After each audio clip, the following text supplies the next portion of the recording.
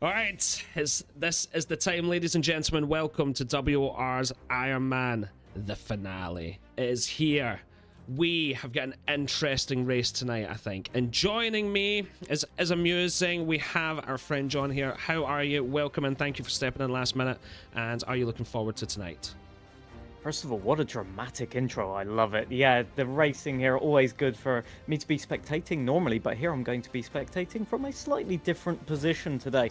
So yeah, it's going to be an epic race, and the format, as always, is intriguing, with drivers having to pass one another and having to make the strategy work. So yeah, it's going to be really a different experience to what a lot of people are used to in other leagues, but that's what makes it unique, and I love that. I love that. We also have our instant replays. Guys, Josh Richards, he's back. We loved him so much. He had to come back again and give you guys the information throughout the race. Josh, welcome back for the finale. All right, this is like your second time now. You're feeling a bit more comfortable. You absolutely nailed the first time. How are you feeling? Are you looking forward to tonight?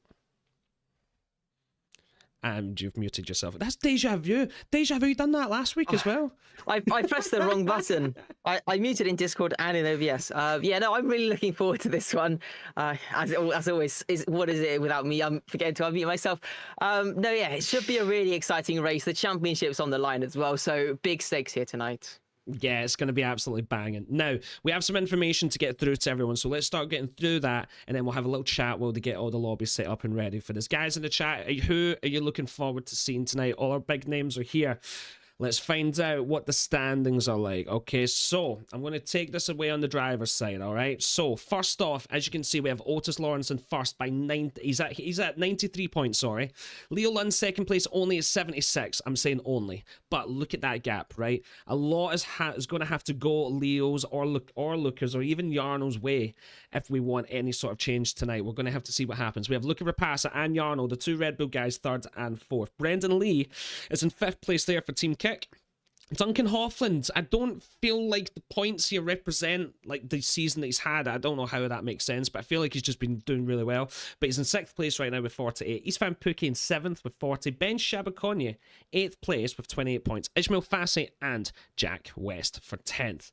John, can you take us through the constructors, please?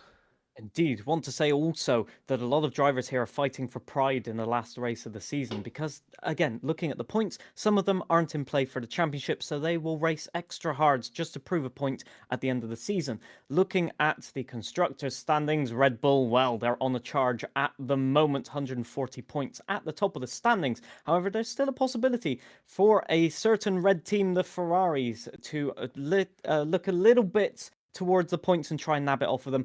Things are going to have to happen for that, but you never know. Things can go wrong. But Alpine as well will be looking to get even more on the podium than they are at the moment in P3. Aston Martin, again, like you said, with Duncan Hoffland, not exactly representative perhaps of their efforts this season, but hey, fourth place always good, with the Racing Bulls in P5, also battling with Sauber for P5. And so that's going to be cat amongst the pigeons, as they say. Mercedes P7 with McLaren trying to chase them down in P8, with Haas P9, and nobody wants that place but P10 Williams, still with a chance, though, to get themselves off the bottom of those standings.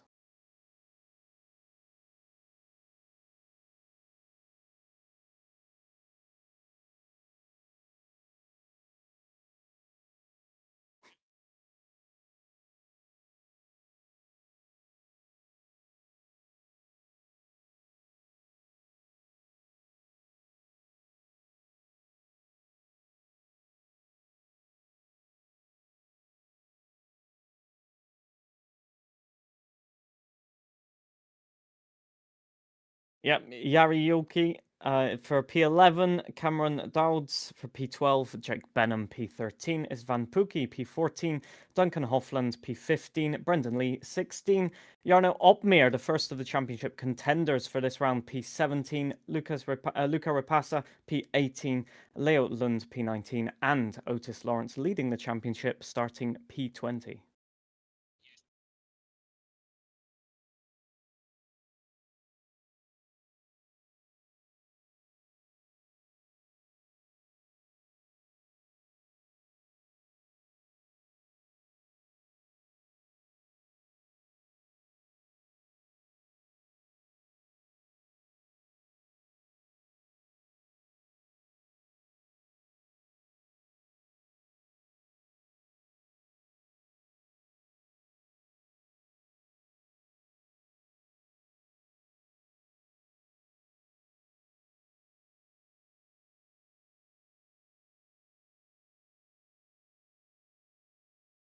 Oh, well, I do like Brazil as well. I will agree with you on Mexico. It always produces a great race, but I feel like Brazil has the strategy element with it as well. The tire wear can be quite severe there. So yeah, I think looking at these tracks, there's not a bad choice in all of them. There are tracks where you can get overtakes done, and where strategy, especially in China with the tire wear, can come into effect. So it'll be interesting to see. I'm sure it'll be 100% random, but yeah, I'd definitely go with the Brazil race if I could choose.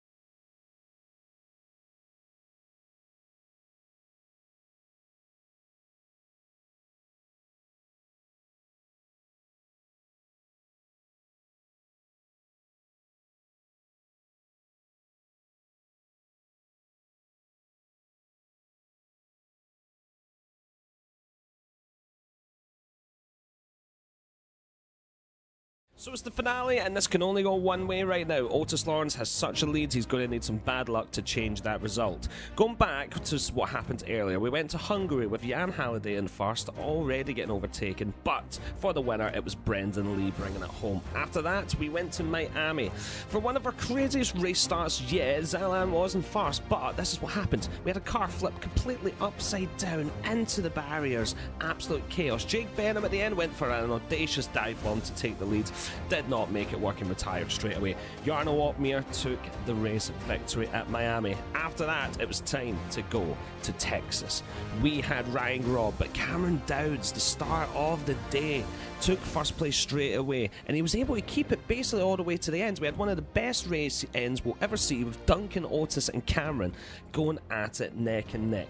Duncan sadly did have a 3-second penalty, which meant he wouldn't have been able to win this race, but we got to see one of the best drives that I have seen in years. Cameron Dowds went for it on the last chance, went for it, but was fair, left the space and happily came away with second place, with Otis Lawrence taking the race lead. So that brings us back to the points. Otis Lawrence 93 points, Leo Lund 76.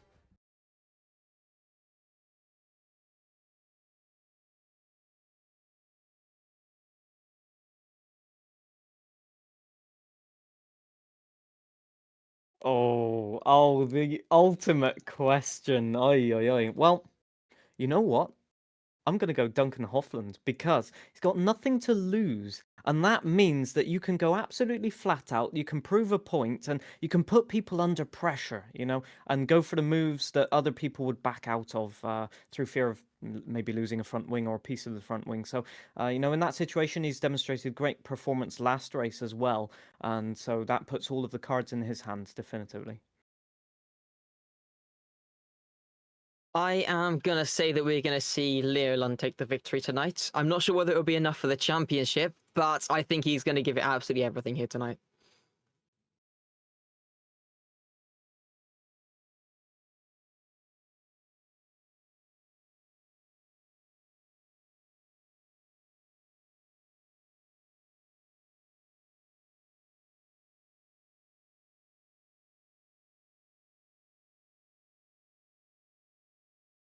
You're muted on stream, I think. What do you mean I'm muted? So I'm just talking to myself for the last 10 minutes. That's amazing. All right, so we have some information just to keep you a little bit in the know of what the possible scenarios could happen tonight, right? We have Otis Lawrence on 93 points. All right, so he wins the championship by finishing P1, right? So no one can catch him. I'm going to go through this. This was a message from Timbo, who organizes the event. He's taken some time and effort just to sort of kind of keep us up to date. So he can also win the title with P2 or lower, depending on Lund's results and any tiebreakers, right? Leo Lund, 76 points. He needs to finish P1 and hope that Otis finishes P3 or lower, right? And then that would work out with that. If tied on points with Otis, the tiebreak rules apply. Okay, we'll go through them in a little second as well. We have Luca Rapassan, 71 points. He must win the race, but he also needs Otis to finish P4 or lower, Lund to finish P3 or lower, and Jarno with 69 points also needs to win the race. Honestly, there's just not much of a chance that that's going to happen, to be honest. So there's a few things that can go. So Otis v Yarno, Otis would win the title on countback. If this is a tie between guys, Otis is going to win against Yarno. And we also have Otis versus Lund. If Lund wins and Otis finishes P6, then both would end on 101 points, but Lund would become champion with 3 wins versus 2. We have Otis versus Luca Rapassa. Right, if Otis wins the tiebreak, Rapassa must outscore Otis by at least 23 points. If you're fucking confused, sorry, if you're confused, I'm confused, right? I'm so lost here, so I'm just going to move on. What's the point of this? There's a slight echo from one of you guys, by the way. I kind of hear myself just in double check. If you could just double check that for a wee second, we will get us back on to the show. So, guys, who are you thinking for tonight? Who is going to win? Let me know in the chat. And we're all getting into the lobby right now. I've got most of the drivers ready. We have a track on screen. I don't know if that is the track that it's going to be tonight, but definitely we're going to find out. All right, let me just make sure everyone's muted on my end. All right, Josh, what you think? What you feeling? Help me out here. I mean, it's definitely going to be an interesting one. Looking forward to what we're going to be seeing. I'm not sure who's going to come out on top. I think we're in for a really great race, and if this is the track that we're going to be having tonight, we could be in for a very interesting strategy as well. Yeah, I'm going to just hold off a few minutes because sometimes they like to do this. They like to just change the track at the last second, John. So you come from a rally side, John. Like if anyone knows Eyes of Music, he's on WRC Rally a lot of the time. I'm sure some other wonderful games as well, but we know you from that definitely through the creator series. Coming into F1, did you always like F1, or is this like a newer thing that bred from that side? Like, what's your story here? Well, I actually started racing in F1 on F1 2012, something like that. So actually, I did that before I went to rally.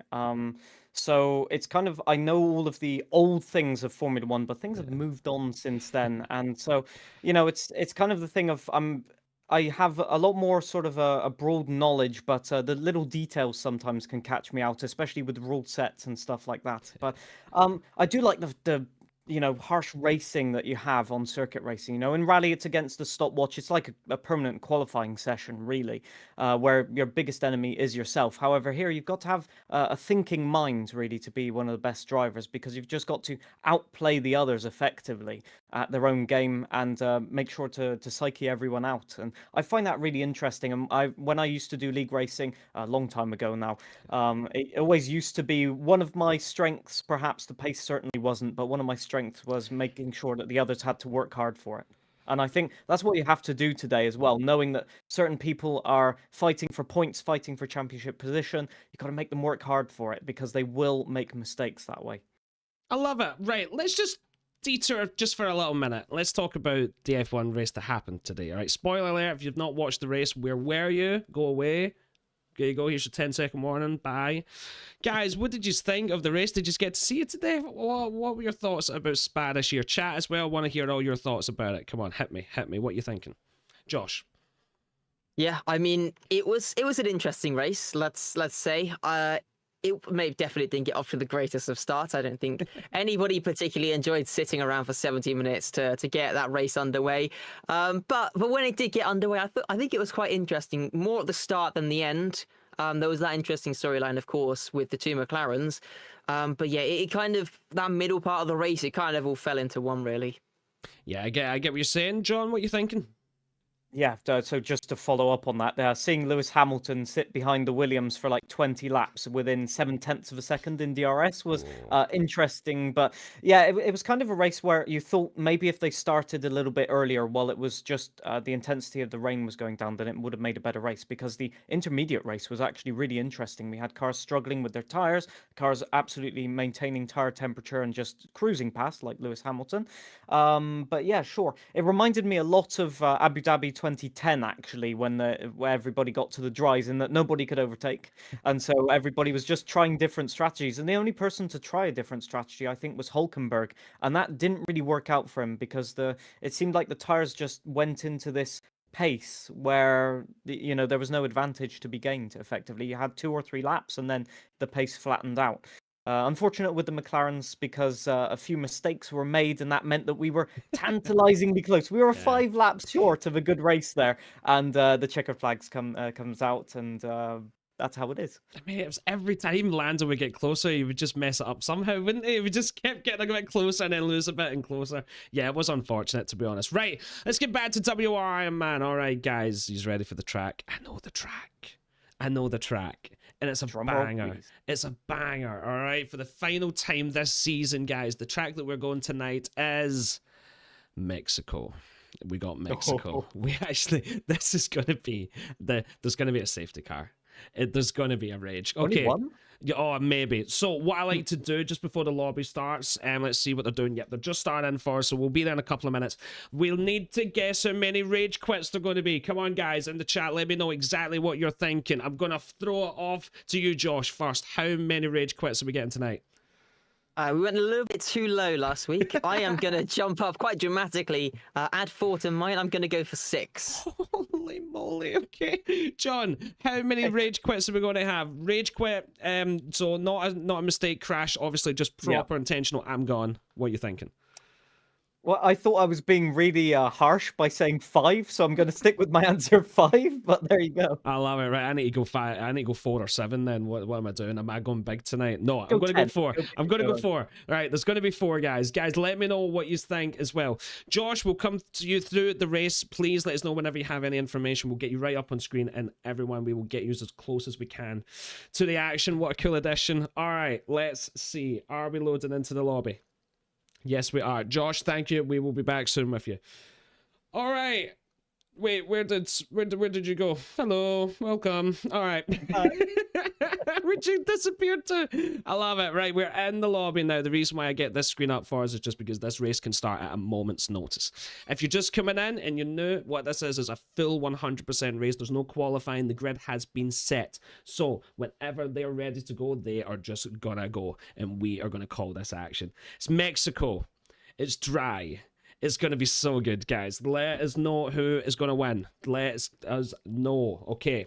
Could be Yarno. Could be Otis. Could be anyone. It's just, who knows? There's going to be incidents. There's going to be crashes. Someone's going to make a dive bomb. And people are going to moan about it in the YouTube comments. And I'm going to enjoy reading that. Like, it's one of my... I'm actually starting to enjoy that a little bit. It's quite fun, right? It's not a good race unless somebody complains, right? Because that means that you've had wheel-to-wheel action. It's been a good race. So, yeah. That.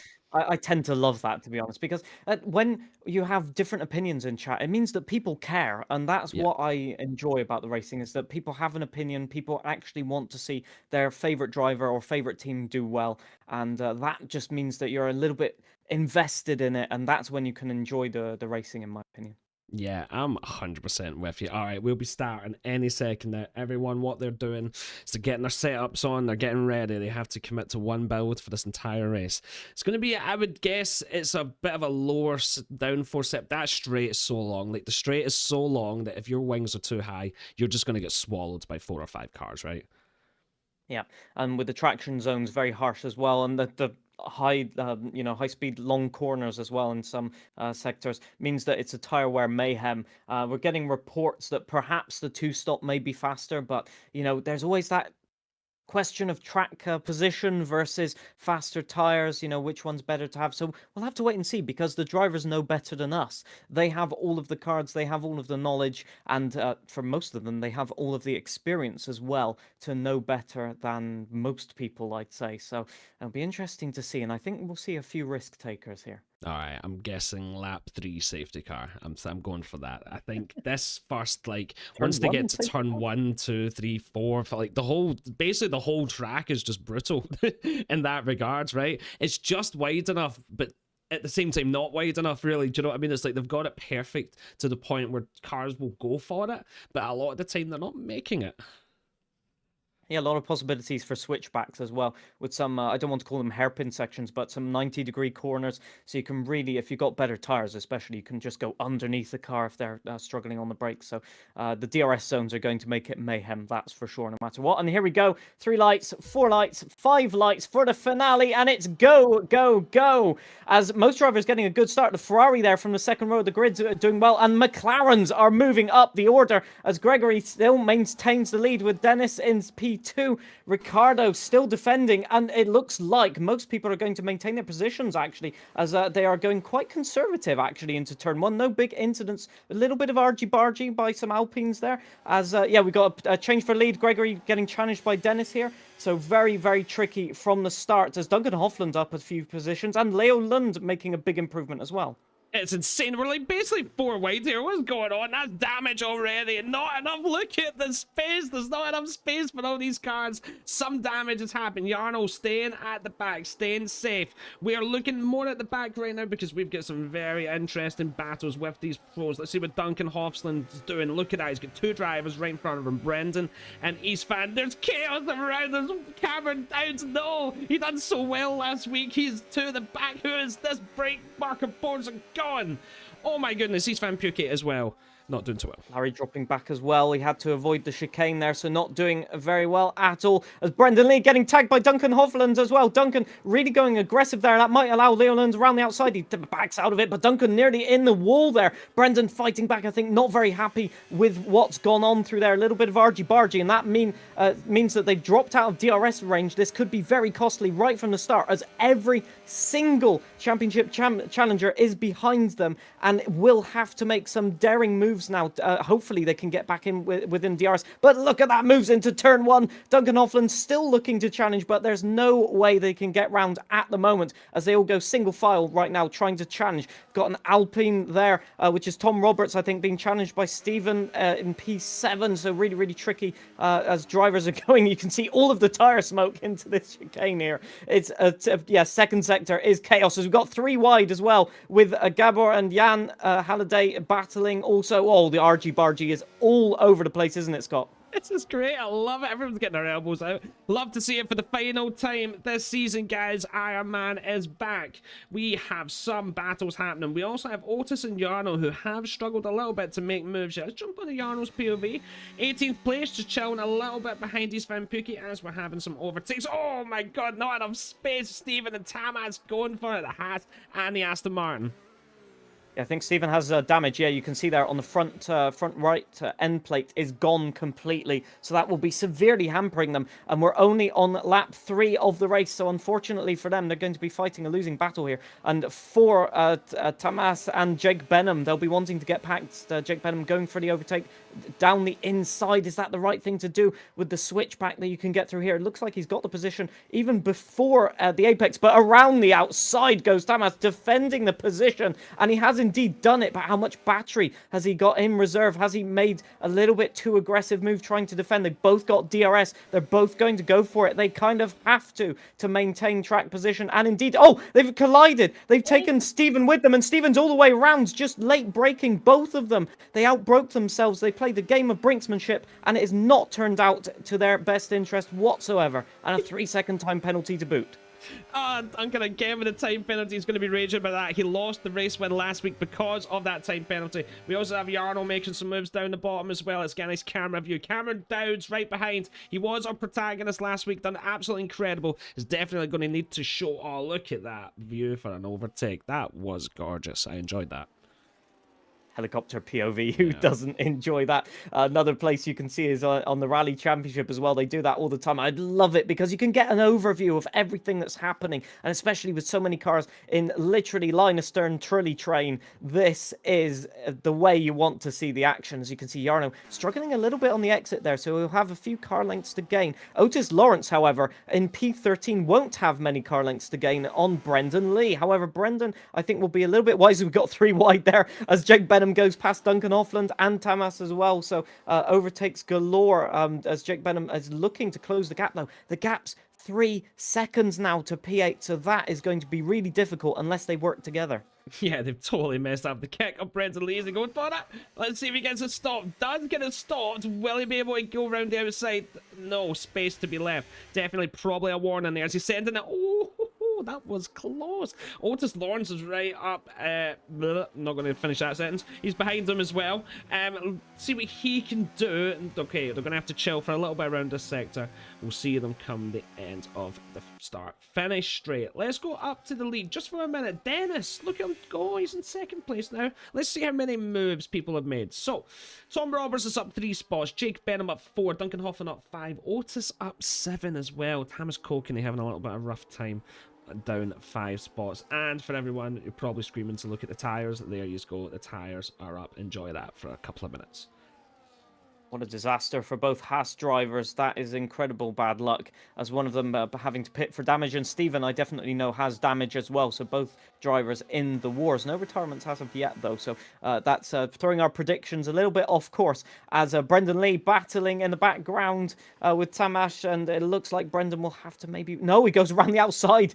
Excuse me, Brendan's a little bit better than that, as he just pushes Tamash a little bit off track and defending the position. But here comes Otis Lawrence. Can he get the job done? He's going to have to late brake, and he does around the outside. Incredible. Goes a little bit wide, but manages to recover it. Little snap of oversteer, but that is no problem for these drivers, as here goes Luca Ripasa as well, battling with Tamas, but the door is slammed shut, and these drivers battling very, very hard for the positions. They know it's of their best interest to get the job done very, very quickly. But for people like Leo Lund and Jarno Uppmeyer, the pressure is on now to catch Otis Lawrence and to indeed pass him before he can get a chance to just steam away into the distance. Yeah, he's on a charge, and to be fair, he's been doing very well. Some people don't like his tactics. Some people think he's a little bit argy-bargy, which I get it, but this game sort of promotes that you can get a little bit more physical and not really destroy your race as much, so you're just going to find that a little bit natural. That'll just come a little bit more natural. Right, fastest laps coming in, 1:17s. We have Leo Lund going into the pits.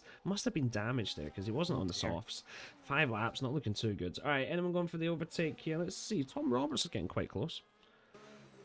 Yeah, indeed, I will say, coming from the rally fraternity, I will say there's a common quote that we have. If you're not going argy-bargy, and if you don't have at least a little bit of damage on your car by the end of the rally or indeed the race, then you weren't trying hard enough. However, I think I saw damage there on Tamas's car, so not very good, as we've got argy-bargy here as well. Tom Roberts fighting with Gabor and Jan Halliday.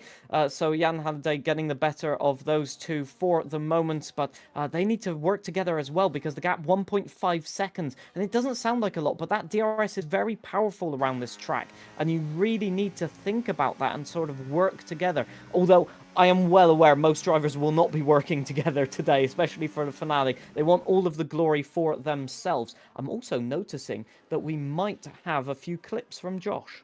Oh, I love it. Well, let's bring him in. Let me just make sure I've got my communication with Josh open, because I've not seen that.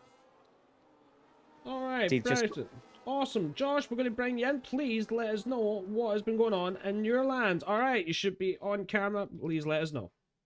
Yeah, so first and foremost, just going to have a little look at turn 1 here from Jarno's POV. It was such a chaotic start to the race. 3, 4 wide in some places. Just shows how tricky it is for the drivers to get through. I think a couple people picked up some damage, and cars getting forced wide through turn 3 as well. It was a very, very chaotic start to this race. Again, 4 wide heading in towards turn 4, almost 5 wide. And Leo Lund did pick up some damage there. His end plate on the left-hand side coming off, unfortunately, here on lap 1. And then the next clip that I have got is... Oh, hang on. Let's try that again. There we go. It's Van Pookie. This is what happened to him on the opening lap.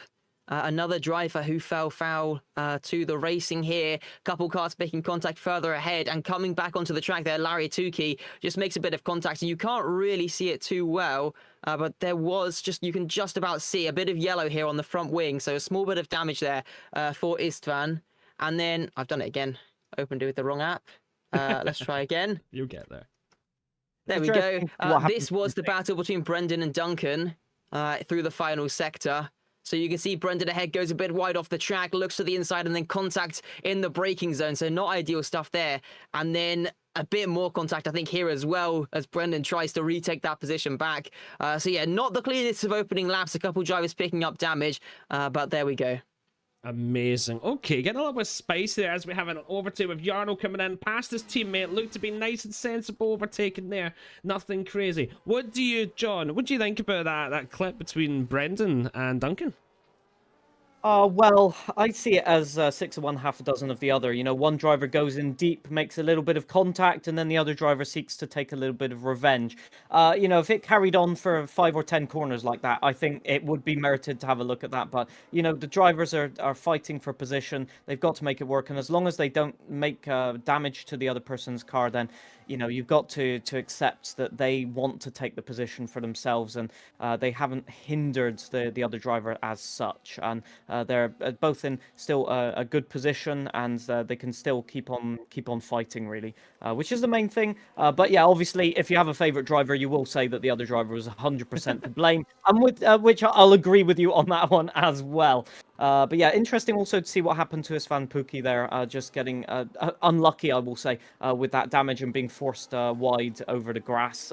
Never what you want to see, and that's just kind of name of the game. You got to keep it clean, and sometimes it's out of your control, and that's what I think as well. Sometimes the drivers just don't really have anywhere to go, and it ends up argy-bargy, even if you didn't even necessarily want that to happen. Because I think the drivers are settling into the pace a little bit. While I say that, here comes Jarno Upmeer.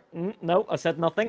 So an overtake here, Jarno Upmeer on Brendan Lee. So Brendan suffering a little bit, I think, in terms of pace at the moment. He was electric at the start, but Jarno definitely seems to have the race pace. Is that a setup thing? Is that just a strategy to save a little bit of tires? Who knows? Are there some people going, for example, for the 2-stop, or are some people going for the 1-stop? We will have to wait and see for that until later in the race. Yep, exactly. All right, let's just calm it down a little, guys. Let us know what you thought of those clips as well. Get us educated. I'm sure you've got much different opinions than we do. What are you feeling? Okay, so we're 9 laps in to the 71 lap race. Let's again look at the spots, right? Otis Lawrence is up 9 spots. Our championship leader is starting to just sort of show maybe why in this league he has been doing really well, getting very close to the back of Jake Benham. I think he's going to try and make a move, so let's see. Jump onto his POV. He's about under 3/10 behind. If I'm a little Jake Benham, I'm a little bit worried, especially when we see the battery that Otis has. Let's see the battery that Jake has. We don't know. So let's go back onto his point. Yeah, big head, right? Where's the big head, man? All right, no, he looks like he's happy to just chill behind. Maybe he's going to go in the second. Like, you see, if I'm doing the overtaking in this game, I go at this next DRS zone. That's where I try and get the guy in front of me to use too much battery, you know? You're where you want to be at the moment for Otis Lawrence. He's in the first train.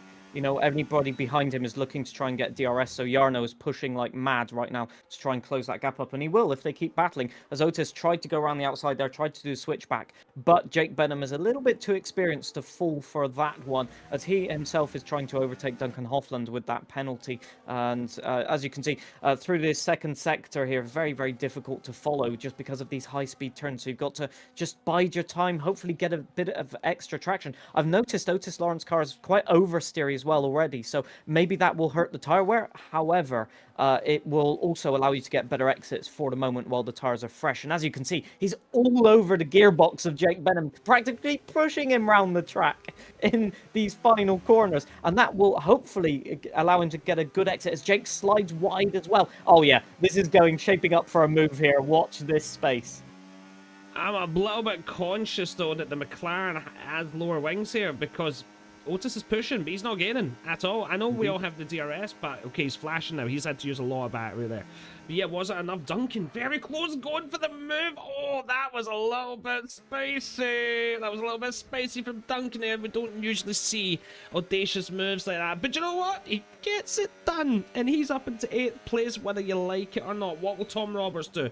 He's not giving us up. Why would you? Would you give this up? Absolutely sends it. It's not over yet, folks. Look at that McLaren. Oh, nearly got the 2 of them there. All right, we continue on. Duncan and Tom, no one's given up an inch here. This could get spicy. Coming into the sector. No, Tom has to back off. Right, we're going to bring Josh in for a little second with some tire fuel info from Jarno. Josh, can you hear us? Yeah, so as we saw last week, Jarno again seems to be underfueled. He's almost a lap underfueled compared to a lot of other drivers who seem to be about a lap overfueled. So it should be, I think, quite interesting to see how Jarno gets on with that. He seemed to be struggling quite a lot for pace last time out with all the fuel saving he was having to do. Whether it'll be easier here, potentially, we'll have to wait and see. Yeah, definitely. What I feel like he's thinking there might be safety cars, and like John, so far 12 laps in, I'm starting to doubt there might even be one. Right, I need to bring the commentator's curse in and with Okay. dramatic effect. Jake Benham needs to prepare the popcorn here as he's about to go for the move, and Tom breaks really, really late. They're both scrubbing wide, to be fair, but Jake Benham gets the move completed even before the second apex on that first chicane there, and he is now hunting down Duncan Hoffland. But will the Alpine go for a move? Will Otis Lawrence be let through by his teammate? Oh, he had a brief lockup on the front there. It was looking dangerous, but will he go for the switchback? I don't think his teammate's surely going to fight this one too hard. I mean, they know what's at stake. They don't really want to anger their teammate in this one. So it'll be interesting to see. But for the moment, Linus Stern, but no big deal as everybody is in DRS. We'll just say to Scott as well, I've had a message here to just check the volume of the game at the moment, just make sure that there's nothing amiss there. But yeah, as we go, both are having DRS open, and here we go for... Nope. Backs out of it. So this is interesting. So his teammates fighting it. Tom Roberts fighting with Otis Lawrence, just making a little bit more dangerous for the teammates as that front wing is looking very treacherous next to the diffuser there. As look at the exit that Otis is able to get. He's done this the last 3 laps, and hopefully with the equal cars here, with the not the downforce levels of Jake Benham, he'll be able to get a move. But I think Tom using the battery there, so very, very difficult. And there's Jarno Opmeer right behind them as well. So Otis Lawrence is kind of like, can you let me go, please? Can I get a move on here? And teammates not playing ball at the moment. No, definitely not. Let me know higher or lower for the game audio, guys. Let me know.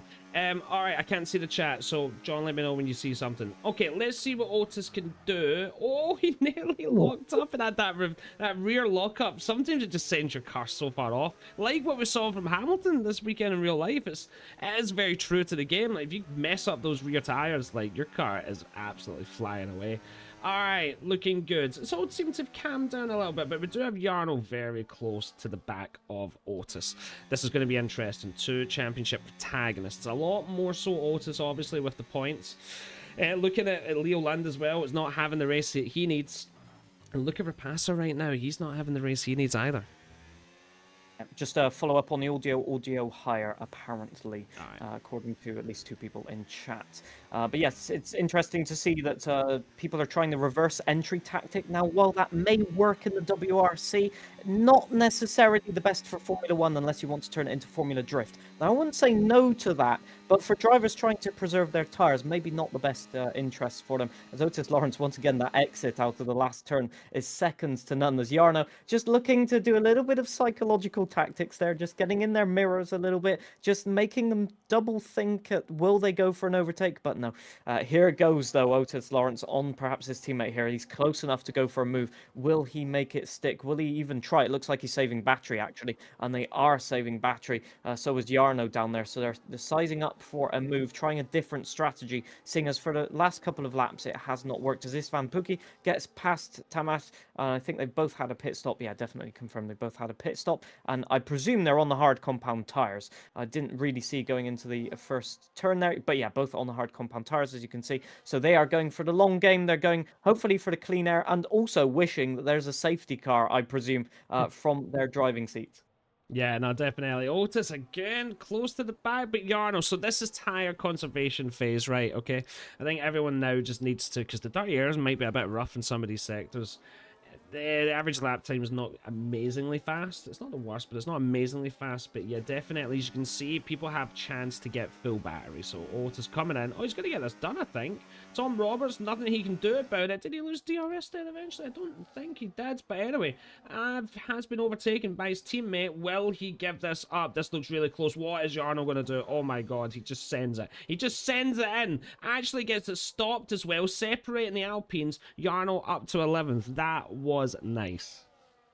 And that is how you have to go for a move. That is how you play the teammates against each other. And I think Otis Lawrence would have preferred that his teammate maintain the position, but they were kind of fighting for it. And Jarno sensed the opportunity, just went for it and made it stick. It must be said that he's making that lower fuel strategy work, and that he can brake a slight bit later than everyone else at the moment, and that he can just coast into the corner and take a slightly different line as well. There's so many different factors when you've got a lighter car that you can use to your advantage. advantage. And I think that's what he's doing. He's putting himself in prime position to put pressure on Otis Lawrence at the moment. However, we'll say Otis doesn't seem the slightest bothered at the moment by that, as we've got Duncan Hofflands deciding that understeer doesn't really matter into the stadium section there, and I'm sure the front tires will be screaming at him, at least for a couple of corners after that. Yeah, the tire wear is going to be getting up there. I imagine low 20s is when people are going to start going for it. So we'll see. Okay, definitely getting some information. Okay, Yarno has already saved 0.3, so you don't think it'll be an issue, Josh. Okay, thank you very much for that update. So we're not thinking that we have a disconnect, it looks like. That's very unfortunate for Steven. Hopefully we can get him back in a second. All right, everything just a little bit nice and calm around the track. As you can see, everyone basically still in this big long train all the way down to Brendan Lee, who's actually struggling a little bit down in 15th. He's only up 1 spot so far. When you compare that to someone like Otis that's up 10, yeah, he's just not had the best start, right? Yeah, various factors can come into that. You know, if you're just 1/10 of a second slower at this level, it can just compound into multiple seconds at the end of a race, or it just means that you use your tires a little bit, as Stephen rejoins us. Lovely to see. But it can just compound into a bigger issue, or just urge you to use more fuel, for example, as well, or more battery. And at the end of the day, you can't afford to do that every single lap, as Brendan's dropped to 7/10 of a second. That means that also he gets less slipstream, and so it's just a compounding issue that just ends up making your head go a little bit pop, and then you've just got to fight against yourself as well as the others. As we've got multiple cars into the pits here, I think that was Gabor and Jan Halliday. Hopefully no penalties. It looks like everybody's got away with that. But yeah, multiple cars in the pits. Tom Roberts, Luca Ripassa as well. Cameron Dowd's also in the pits. So we'll wonder what tires they'll go on onto the hard compound tires, as we can see. So the usual strategy, I think, and it looks like at least we've got half of the field committing to a 1-stop, as far as I can see, possibly. Although, actually, lap 17. No, I'm thinking about this from a 50% race perspective. Rewind, that might be a 2-stop. Yeah, I think I would probably go to that. Honestly, someone might try it, to be honest, with the 1-stop. But yeah, tire wear quite ridiculous in this game sometimes. So yeah, we'll see what they can do. All right, so you're starting to see everything. You've got Leo Lund and Larry Tolke. They are still on their original hards. They pitted a long time ago due to damage and stuff. And as you can see, it's really sort of... They've caught up, but they've got such old tires that they're just going to get lost again quite soon. Jake Benham up to 6th for now due to some of the pit stops happening. Getting closer and closer to the back of Duncan. He's probably going to want to try and make a move here if he doesn't come into the pits. Who's going to be the late guy? That's what we need to see. Honestly, don't rule out Yarno. He sometimes just goes on forever, to be honest, on these tires. I was about to literally back you up and say Yarno. As into the pits comes Jake Benham. He's decided he's had enough. But I don't think anybody followed him in. Maybe Brendan Lee actually pits as well, as far as I can. No, Brendan does not pit. It was just a timing board issue there. So quite a few drivers deciding that that is enough. I think it's just the fact of the tires starting to slide, and you're at danger of either losing DRS or just losing too much time to the cars behind. Because with effectively 3 DRS zones, you really need to maintain that slipstream to the car in front and not get out of order too much, because even if you're at the front of the pack, unless you have huge overlap of pace, you can't get yourself back up to the next pack unless they're battling. And while it's lap 10, maybe they're still battling. Lap 18 now, they'll be settling into a rhythm and thinking more about the race. As we've got an overtake, Jan Halliday around well, looking to go around the outside, but Gregory defends and looking to, yep, he's definitely done it. I thought that Jan was going to the inside there, but he hasn't made it work. As we've got Larry looking to get around Cameron as well, but also just struggling with traction. If you do the switchback strategy, it seems as if there's some dirt on the inside of the corner, which just spins the wheels up and they just can't do anything with it. Yeah, definitely. Cars struggling to even look at an overtake, and that's the section of the track as well. Definitely has been a little bit of a surprise to me. I thought I would have seen it a bit easier to overtake, but no, there's definitely... It is a little bit harder right now. Let's see Otis Lawrence and Duncan Hoffman getting it done on the DRS straight. Simple DRS overtake. Otis up to 2nd. Again, these guys are staying out. They might be trying to go for the 1-stop at this point. If that's the case, they genuinely might need to try and get to, what, like lap 28 at least? To be honest, that's quite a long way to go. Yeah, at least. And the problem you're going to have as well is just if there's a safety car, you're completely caught out in that situation, because sometimes you might have enough gap to pit and come out in front of everyone else, but the offset, as we got a huge battle here going on. Dom Roberts trying to fend off everyone else. Luca Rapassa getting briefly ahead as well, but here comes the Ferrari of Leo Lund. He needs to make something. Williams around the outside gets tagged. Everybody gets tagged. It's all argy-bargy here, as they're all facing the right way somehow, but Leo Lund has lost out a lot there, and the 3-second time penalty as well could be added to. He's all the way on the grass. He's lost a position to Istvan Pukki as well. So from that, Leo Lund has lost effectively 2 positions. He had to go for it. Everybody had to go for it there, and it's just that everybody wanted the racing line, and only one person could get it. Yeah, that's his old tires. I know it's not the oldest, but compared to right new ones, like, that's just that, unfortunately. So he's going to have to be hoping for a safety car at some point to try and level things out for him. Let's see what Ryan Grob. He's getting very close to the back of Gabor Chontas. What can he do? He's got battery. He's got a decent chunk of battery. But I imagine most people in this race do it. Is there going to be anything that he can do? It does not look like it. He's just going to have to stay behind. Cameron Dowd's going for an overtake. Let's see what he can do. Nice one. Gets it done on Tom Roberts. Last week, he came seconds, all right? He absolutely nailed it, and we're hoping for big things from him. Had a little bit of an incident at the start of the race. He's definitely on recovery mission, but up to 13th already. Not the worst. Getting information that Brendan Lee's medium tires are already at 50% wear. So getting to lap 28 on those, I don't think that's going to happen. You know, that's going to be very borderline risking it for a biscuit. Maybe the biscuit is big enough to warrant it, but I'm not quite sure at that point, especially as he's at the back of the train, really, with the lead pack there. As Duncan Hoffland, by the way, has lost DRS. Just want to point that out in P3 there. So that might have a big effect. Oh, cancel that. He's just gained it back, and that was Otis Lawrence that has lost DRS to Richard in front there. So really, really difficult, as I'm hearing also that Josh has a clip for us. Amazing. My chat must just not be refreshing for there. Okay, awesome. Let's get a little clip going. Josh, we're going to bring you up on the full screen, and while we do that, I can fix the audio of the game. All right, Josh, you are with us. Yeah, so just a quick look back at that battle we saw just a few moments ago. 4 cars fighting up ahead, and this is Istvan Pukki just watching on from behind. Perfect seat to see all of the chaos that is about to come heading in towards turn number 4. You can see the Ferrari going deep, the Red Bull as well, all making contact as they make their way through, and then 3 wide through here was never really going to work. So Pukki now gets himself alongside the Ferrari of Leo Lund, trying to fight his way through, squeezing him out on the exit, and this is where we saw the wheel hooking. Leo onto the grass. Istvan gets his way through up into P16 on a bit of a recovery drive after picking up that damage. Amazing. Thank you so much for that. How cool was that? Right, audio should be higher for everyone. Please let us know if there's any issues with that. All right, okay, so let's get back into the action. We get Jake Benham with a 3-second tight penalty. Oh, unfortunate for him. He's gonna regret that. Yeah, that's not ideal. Just want to go back briefly on that incident. All of the drivers late braking, and I have a saying that we have sometimes, ironically, that brakes only slow you down. So for most drivers, they don't want to be hitting them. They want to be using another car to slow them down.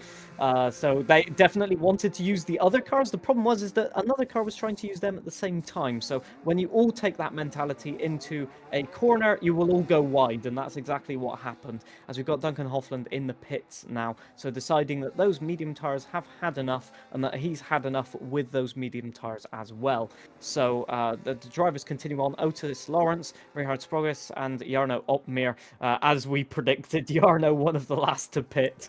He loves this strategy around this track, and he's made it work to perfection in recent years, and so that is probably one of the things where he's motivated to do it once again, just because it keeps them out in clean air. It keeps them just going as Brendan Lee to add misery to that. He's on the medium tires, so he's committed to a 2-stop at that point, but a 3-second penalty not going to happen that way. Leo Lund battling with Tamas as well, and Tamas going to have to go round the outside. Not going to happen, as Leo Lund gets immense traction there. I think just booting it outside of that hairpin and getting through, but Leo Lund up to P17. Not the afternoon or evening that he wants to have at the moment, that's for sure.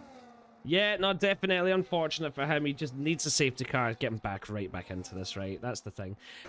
All right, so can we just take a look? Otis Lawrence is a second above, right? Everyone else kind of in that DRS there or thereabouts, but there is a bit of a gap between Jake Benham and Cameron Dowd. So let's see what tire info's like there. So they're all in the same tires, same strats, but Cameron has a big ask. He's going to have to try and come up by 3.5 seconds. All right, let's see what Gregory's up to. He's getting very close to the back of Ricardo.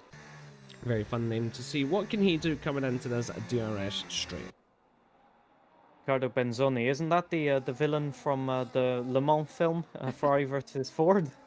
Yeah, But totally. anyway, moving on from that, bad jokes aside, Gregory looks to want to have that place for himself, and it looks like that Ferrari's the cork in the bottle at the moment, and he's going to have to work hard to maintain that position. It looks like they've got decent traction, but the mid-corner speed is a little bit lower than the cars behind him, so that's a little bit worrying for understeer, for example. As you can see, the Ferrari just darting over the curbs, but it's a little bit late apex, and that can really put you under pressure into this last sector. Although, see, it looks like he's had a good last sector, it must be said. So many people getting close to track limits there. One of them at some point is bound to get a penalty. Well, we've got multiple penalties on the board, so I guess that's already happened, to be fair. But they've got to be careful because it's only lap 24. I mean, yeah, you don't want your race ruined by penalties. Is this, yeah, Luca Rapassa looking to get past Tom Roberts at the moment. He's had a wonderful exit, and hopefully he's got a low enough downforce to make this work. Now, will he drain his battery? Will he go for it? It looks like he's closing up, but Tom Roberts looks like he's going through on Cameron Dowd. He's gone to the outside. It looks like the move is done, but can Luca Rapassa follow him? Yes, he can. Late braking and lovely move round the outside. Sadly for Cameron, there was nothing he could do really with the overspeed of DRS. It looks like he's accepted that. Maybe he'll go for the re-overtake, but he does not have DRS, obviously, with being in front at the start-finish line, and that's going to be just so frustrating to see the drivers just go away from him a little bit, as we've got an overtake in the background as well. That's Jarno Opmeer going on, for a move on Tamash's. Look at all of this. Brendan Lee looking to go through as well, hopping over the curb, and maintaining control really well as well, but on those medium tyres, he needs to get a move on. He needs to get past these drivers and down the road from Jarno Opmeer, at least. Yeah, definitely. Okay, let's see what Brendan can do. All right, he's 2 tenths behind. No overtaking going on at this moment in time. All right, has to just chill a little bit. Jarno all the way back, but does have those new tires, remember? Okay, the difference is like all the way up to 7 laps, right? That's the sort of difference here, which may come into play at the end. But again, if it's a 2-stop, right, it's one of these things, you're just not going to know what to do in that circumstance. All right, Weird Sprague is very close to the back. They're almost pushing each other along. Okay, something's going to happen here. There's got to be some sort of overtake. Let's go back just to see what Jake Benham has done as well. Oh, they get very close there. Nearly went right into each other. Let's go back to Weird Sprague. Look how close this is. Yeah, we're going for all of the moves because Leo Lund is holding up a load of people right now, including Brendan Lee. Rihard goes to the inside, locks up, huge plume of tire smoke. Oh, Leo Lund just closing the door on Jarno Opmeer. I just want to point out that this is allowing Otis Lawrence to just steam up the road and try and close in on Luca Rapassa as well. So Leo Lund being on 18, 19 lap old tires now has just been too much for people to overtake at the moment. He's had to probably drain his battery, and that means that Jarno Opmeer has now got past, and for Leo Lund, he's going to have to look at maybe another pit stop, although on the hard compound tires, maybe just stick behind the drivers, try and follow them as much as you can for as long as possible to maintain yourself in this race. That damage at the start of the race, really difficult, and as you can see, already 6 tenths down the road is Jarno Opmeer, so that gap will be very difficult. For Jarno, I think the best thing he can do is just follow Brendan Lee through here if Brendan has the pace. But I hope for Brendan he will pick up the pace a little bit. It can be quite frustrating as Luca Rapassa, as I was talking about him, he has now set the fastest lap of the race, as we've got a spinner, Larry, going around and joining his teammates on track there. So I think just a case of, oh, wow, I was about to say spin across the curb. No, that's a front wing missing. That's not meant to look like that, and that will be a guaranteed pit stop. Unfortunate for for Larry, sorry. Yeah, definitely. I'm not too sure if Larry Toki is one of our streamers in this race. Well, if he is, we'll get a clip. But that is our first rage quit for the night. All right, our first rage quit is here, guys. I love it. Unfortunate for him, but it's always someone, right? Jarno Opmeer getting the move done, and Rihard Sprague is very nice, very commanding. What can Rihard do? Can he respond back? Let's see what he can do around. No, he just has to accept that. Jarno, next target is going to have to be Brendan. Otis Lawrence is gone. Oh my goodness, that's 4.4 seconds from 13th to 14th. That's kind of mad. That is a very big gap to close down. You need a definitive tire advantage to close that down, really, or someone that has fresh tires to work with to close the gap. And for Jarno Opmeer and Brendan Lee, I mean, they need to basically just swap positions, although Richards was really all the way across the diffuser of Jarno Opmeer there, so maybe Jarno saving some fuel still, as Otis Lawrence now is on the back of Duncan Hofland, again trying to do the overtake. So I think he's got fresher tires than the cars ahead, so he'll want to move up the order. As you can see there, 3 laps compared to 5, and then 18 for Svan Pukki as Duncan Hofland goes to the inside. And that is a textbook overtake, late braking, getting it on the apex, and just checking out into chasing down, hopefully, Cameron Dowds as well. But Duncan making the move work as through goes Otis Lawrence. So Istvan Pukki, I think, using all of his battery, and there was not much that he could do about that one. You know, when you've got older tires, you just cannot get your foot down on the exit of the corner.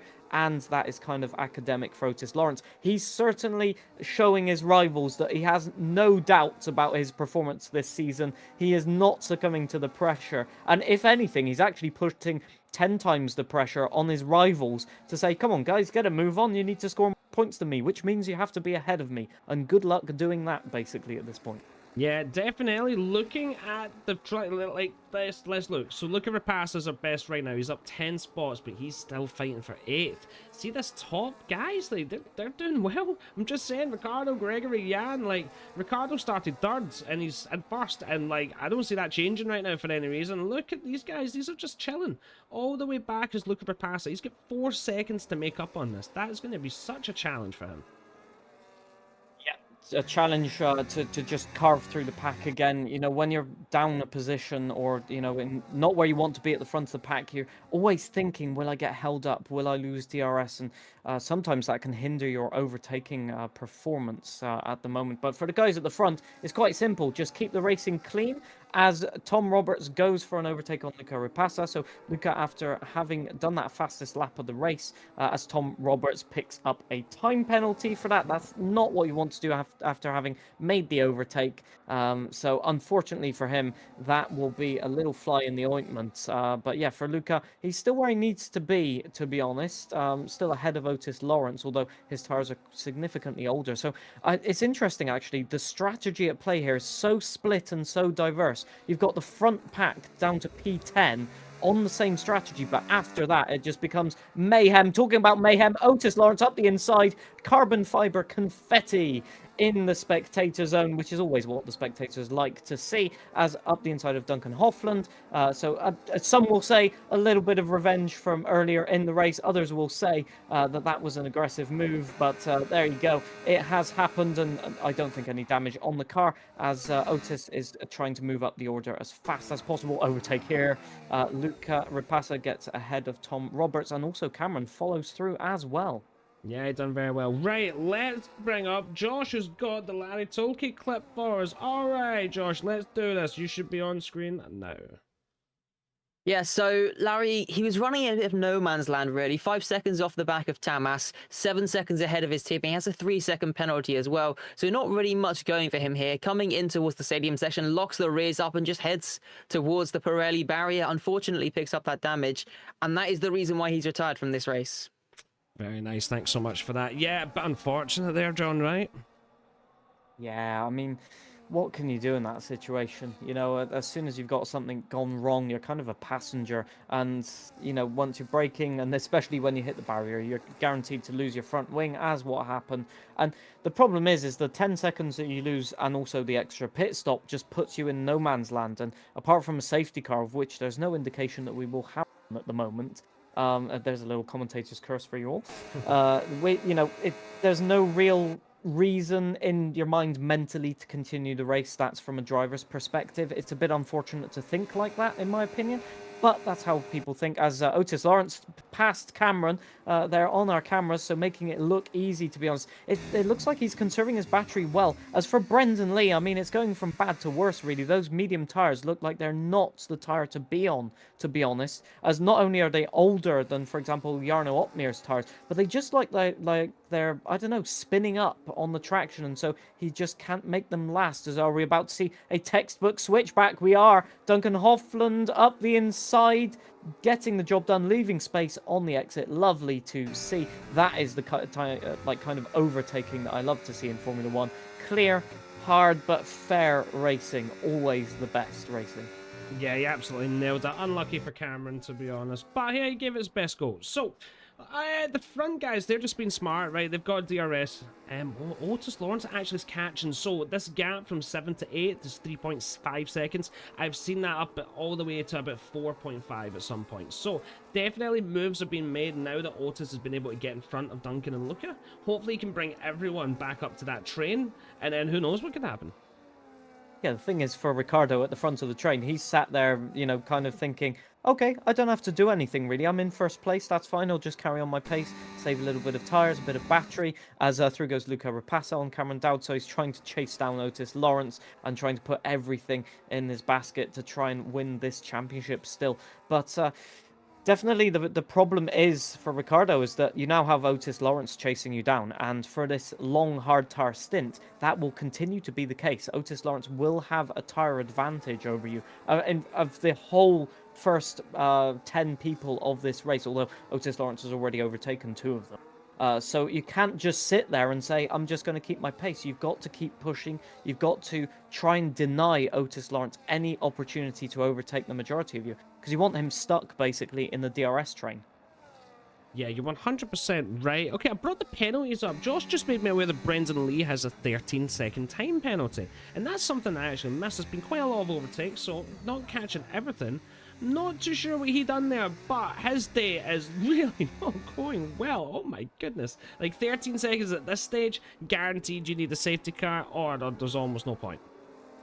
Yeah, you know, I said to Brendan a few months ago, maybe one day I'll have a chance to commentate over a race that you do. Brendan, I apologize for profusely for this. Yeah, he's not having the best day out there, but there's always a chance for recovery. You know, the race can reset. There can be a safety car. So, you know, things can happen. But anyway, at the pace it's going at the moment on those medium tires, he needs a little bit of a helping hand, a little bit of a miracle, as we can see the gaps the positions gained by the driver. So Otis Lawrence up 12 positions, but also Jake Benham and Jan Halliday being the big gainers of this race for the moment, as they are just driving the race of their lives toward the end of this season to finish on a high. And for Otis Lawrence, I think he wants to win this one outright, just to say nobody else had a chance.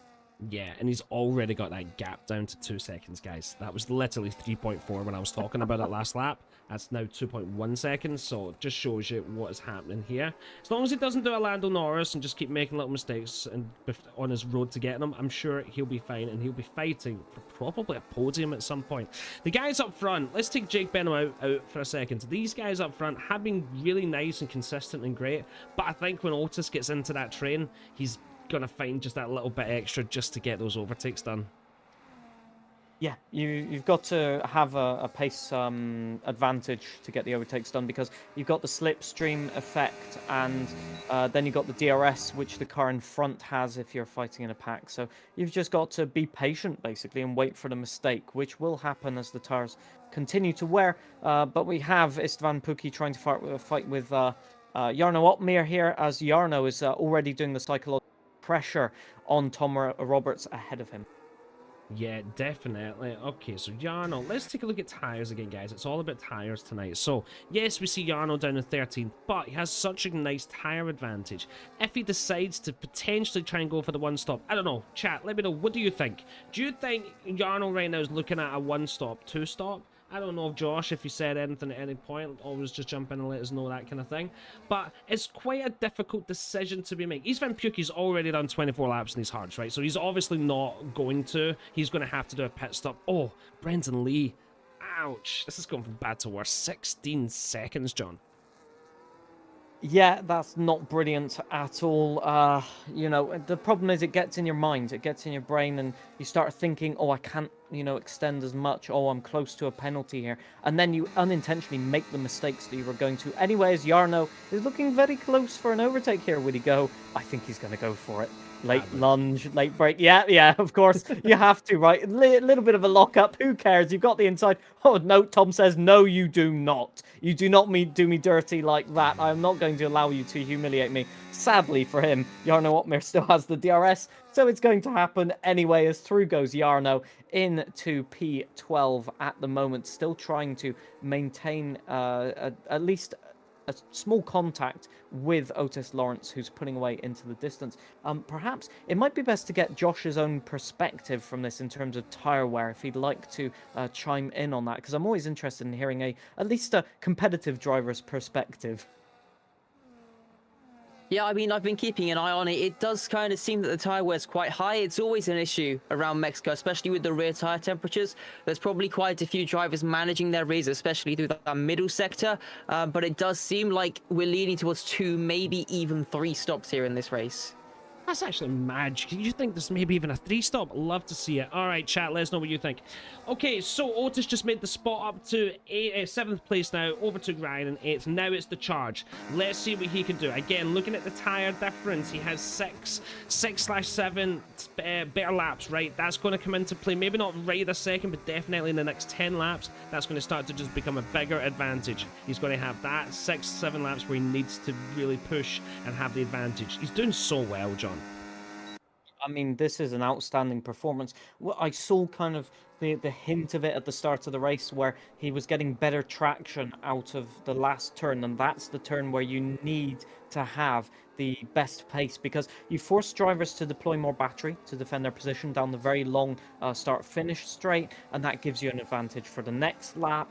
And it just means that you can put the pressure on other drivers while maintaining a gap to the cars behind you. And that's what he's doing perfectly at the moment. Look at him. He is just all in the space of the mirrors of these McLarens at the moment, who are also battling between themselves. Guys, you are aware that there's a guy on 6-lap younger tyres behind you that you might want to worry about. Yeah, right, 100%. Otis might have to go for this, right? He's got good battery. Let's see. We can't see what Benham's battery is. Let's see what the other McLaren is. Oh, they've all got big heats, man. Right, stop hiding your batteries. Let's see what Otis can do. No, he's not even trying. He's not even trying. He's deciding just to stay back a bit. Oh, sorry, I'm in the wrong person. All right, McLaren's going for it. Let's go.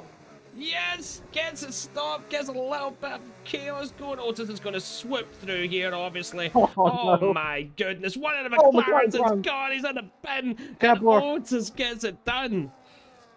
Yeah, Gabor all the way around, I think, just got clipped on the curb. And the McLaren's still defending. So Jake Benham's making him work for it, but Otis Lawrence has got the inside. Jake going all the way off track, a reminiscent of a move of a few years ago, but he has not made it work. So Jake Benham probably picking up a warning for that. And to add insult to injury, might be overtaken by Ryan. No, not quite enough. But it was, you know, you had to do it. At that point, Otis had the advantage, and you had to try something outlandish. So I credit to Jake for trying it. It didn't work out, but it could have possibly worked, and I like the people that at least try. Yeah, that was banging. I love that. Okay, let us know in the chat. Was that too much for you, or was that some good fun racing? It's not been the most exciting race, so I'm going to need some moments like that just to get a bit of spice and flair up in here. Gets a bit of drama going for this final, because it's methodical. Otis is up so many spots. Look at it. 15 spots, all right? Considering his protagonists are like Jarno, he's only up 6 spots. Like, what is going on, John? But that's the beauty of Formula One, isn't it? The driving is 50% of, well, it's 100% of what you see, but it's 50% of the actual ability of winning a race. The rest of it is what you don't see: the tire management, the fuel management, the race strategy, the track position and racecraft, which accounts for a lot of the remaining factors. And that is where you'll see the difference. So the fact that it's a methodical race, the fact that we're not getting a huge 10-car pile-up, although sometimes I'd like to see a 10-car pile-up, feel free for our drivers to try that. Maybe it would be interesting to watch. But it's one of those things where I look at the race and I think, yeah, these guys are really doing everything they can to win the race. And, you know, at the end of the day, some will win, some will lose. But the differing strategies is what makes it special, both in real life and indeed in the virtual world. And yeah, I have to give credit to them for trying, as Jarno is looking very dangerous here for Cameron. Will he chuck it up the inside? No, he thinks different about that. Being very aggressive on turn-in on these low-speed corners, just flicking the car as if he's pulled on the handbrake and getting a huge exit. This is surely an overtake. It must be, right? He's got the battery, I hope. Yes, he does. But what does Cameron Dowds have as well? He's come into this lobby and told people, like, I'm not gonna make this easy on you. He's getting closer. He can't do it. He must have, like, there must be a wing difference, maybe. He must have just had 80% battery and just used it all. As you can see, he's already reharvesting. That was harder than I thought it was going to be. I think maybe Arno has a GP2 engine in his car for this race. As I saw an overtake there, Duncan Hoffland chucking it up the inside just on camera there, Ryan. I saw him go for the overtake, locking up the brakes, and I thought, ooh, that might be a front wing left there on the apex of that corner. But it looks like everybody's still intact, which I got to give them credit once again. As, yeah, Ryan trying to defend, but Jarno Opmeer still stuck behind this Williams. They're not in danger of losing DRS, so it's not crucial to get the overtake done right now.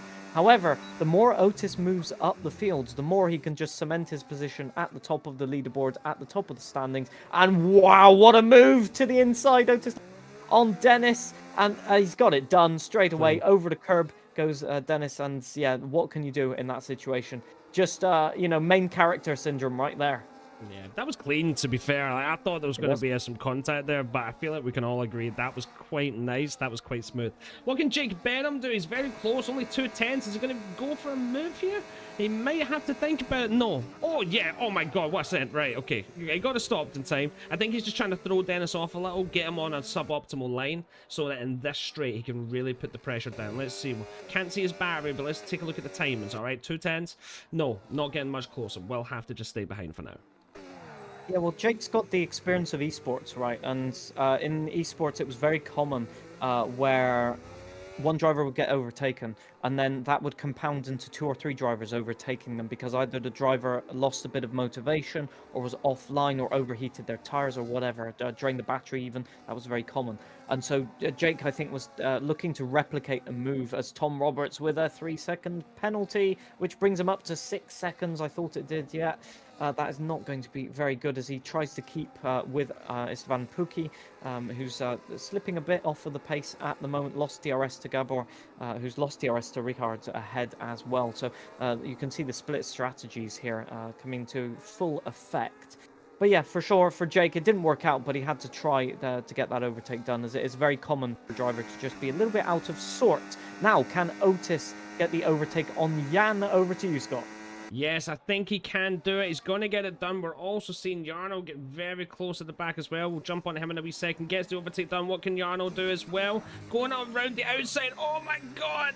I lost a bit of traction. He's not going to let that one go. Sends it straight into Cameron Dowds, who's not letting this go. He gets the spot done, but look at this. Rear Sprogus as well behind. Got to watch out for him. What can Jarno do? Jarno v Cameron. What's going to happen? Who's going to outbreak themselves? Oh my God. The other Williams is getting involved as well. What is going to happen here? Jarno gets in front of the 2. Richards gets in front of Cameron, has the inside lane. Oh my goodness, John. Jarno just went full Fast and Furious there. He just got tapped sideways and decided, okay, fine, you want to play like that? Full throttle, just drift it round the corner, keep track position, and it ended up working out like a treat. But I have never seen a move like that in my time in the commentary box. That was masterful driving and a demonstration as to why he's such a force to be reckoned with every single race that he takes part in. Struggling with those front tires still in the stadium section, but the rest of the lap he is on fire at the moment. Still in a good position to get a good result and still with a tire advantage as well as Otis Lawrence. I can't believe I'm saying this. He's up to P2, and Ricardo, who I was mentioning needed to get a move on, well, I think he's about to become easy prey. Yeah, definitely. All right, we've got an Otis clip for you. Josh is going to take us away with that. We're going to keep the action up. Make sure you get all of the excitement that you need. All right, here we go. Josh, take us away. Sorry to interrupt. Overtake for the lead. Otis going all the way up the inside, steaming up the inside, and he's made it work. But it was a huge late lunge to distract Ricardo. Sorry, over to you, Josh. Amazing. Josh, take us away. Yeah, so it was a move here. We're watching the move when Otis managed to get himself up into P4. Quite a nice move, similar to what we saw on lap 1 with Brendan Lee, and I think it was Duncan as well. Gets the move done, but he actually picks up a warning here, puts himself a little bit closer to that 3-second time penalty, so that could be dangerous later on. Amazing, thank you so much. Right, okay, so Otis has done it. For the moment, he is now in first place. Look how close Duncan Hofflin is to the back of Jake Benham as well. What a nice camera view as well, get to see that. All right, we're probably going to see a couple overtakes happen now. Yeah, Otis is just trying to steam away into the distance. He hasn't broken DRS, though, which I think was his strategy, as here comes Duncan Hofflin trying to overtake Jake Benham. Again, Jake Benham's so good top speeds. He just can't get close. Duncan's going to have to try late braking. Does he go for it? Oh, he thought about it, but Jake just defended a little bit to the inside, as I think we might have our second quit of the evening, as Gabor decides that he has had enough for this race. Very unfortunate. The race wasn't really going his way, and perhaps some damage that we did not see on screen. Was that some damage on Richard's front wing? I'm not quite sure. No, he does have both end plates. That's just me seeing things, I guess. But yeah, it's very easy to lose a front wing around, which is why I was a little bit curious there. Yeah, definitely. Right, okay, yellow flag is just the retirement in the pit lane. Don't worry about that. Rehard's right up the back of Jarno Opmeer as well. All right, this is a sort of crunch time for Jarno. If he's going to have any sort of fight in this, he's going to have to start making the moves now. He has those fresher tyres, but he's just not seemed to have made the same impact Otis has been able to do against the people that he's got Luca Rapassa, right? Yes, it's his teammate, but he also has a chance where he can win this. Not the way it's going right now, though, with Otis. That is a sort of slam dunk unless something kind of happens to Otis. This is probably his to lose, you would say, at this point, but it could still be possible. Right, we have people come into the pit stops. Have you seen this? We have Yeah. 2 stops already. Yeah, lap 43. I mean, I guess they're going on to another set of hard compound tires, right? Surely. They can't take mediums the best part of 30 laps. That would be an insane level of tire saving. We're about to see, yeah, hard compound tires going on for our drivers in the pits there. You've got Ryan Cameron and Tom Roberts, P13, P14 and P17 respectively, pitting for the hard compound tires. Will we see people like Brendan Lee follow them in now to try and gain some DRS, gain some slipstream? Who knows? But we may also see some overtakes, as you were predicting, Scott. Well, there you go. We got an overtake. Tamas on, I think that is Tom Roberts. So Tom coming out of the pits. Tom defends. He needs the track position. He needs to make these fresh tyres work. But that has not played into his hand. He's lost already half a second with that battling. And he's going to have to go defensive here as the Ferrari goes up the inside. Leo Lund has decided he's had enough of this. Oh, argy-bargy Leo Lund just up and wide, and they're now battling and feisty with each other. They've essentially cost all 3 of them time, and they just do not want to give up the position whatsoever. I think that was maybe a little bit too aggressive from Leo Lund. Yeah, definitely. More people coming into the pits. Oh, we have the Alpine off. I Oh, think damage. there's been some damage. Yeah, there's definitely been some damage here. That's interesting. So Leo Lund was someone that could have done well tonight, but his races just went from bad to worse. We're probably not going to see the best of this, but I don't want to go away just in case what happens. But we have Jake Benham, who's only 2 tenths behind Duncan Hofflin, getting ever so close. And has a full tank of battery. Needs a good exit. Didn't quite get it, actually. Tom Roberts has gone for the lunge on Leo Lund. Leo Lund is now behind once again. Yeah, they're playing argy-bargy. They've definitely both given themselves damage there. Probably as Tom Roberts... Oh, 10-second penalty. No. Yeah, that was guaranteed to be a retirement there, sadly. I think that's a case of drivers potentially losing a little bit of their cool a little bit, as we got Ryan battling with Dennis ahead as well.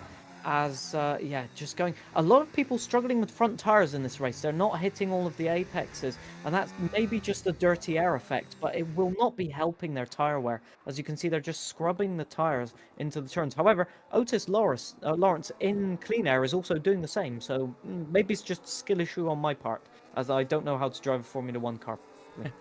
Mate, he's 3 seconds ahead of everyone. This is lap 45. Oh, Ricardo, is that... Oh, no. 10-second penalty. Is this going to be another quad? I don't know. Oh, my God. We're already up to 3, mate. Okay, Otis Lawrence is absolutely dominating this.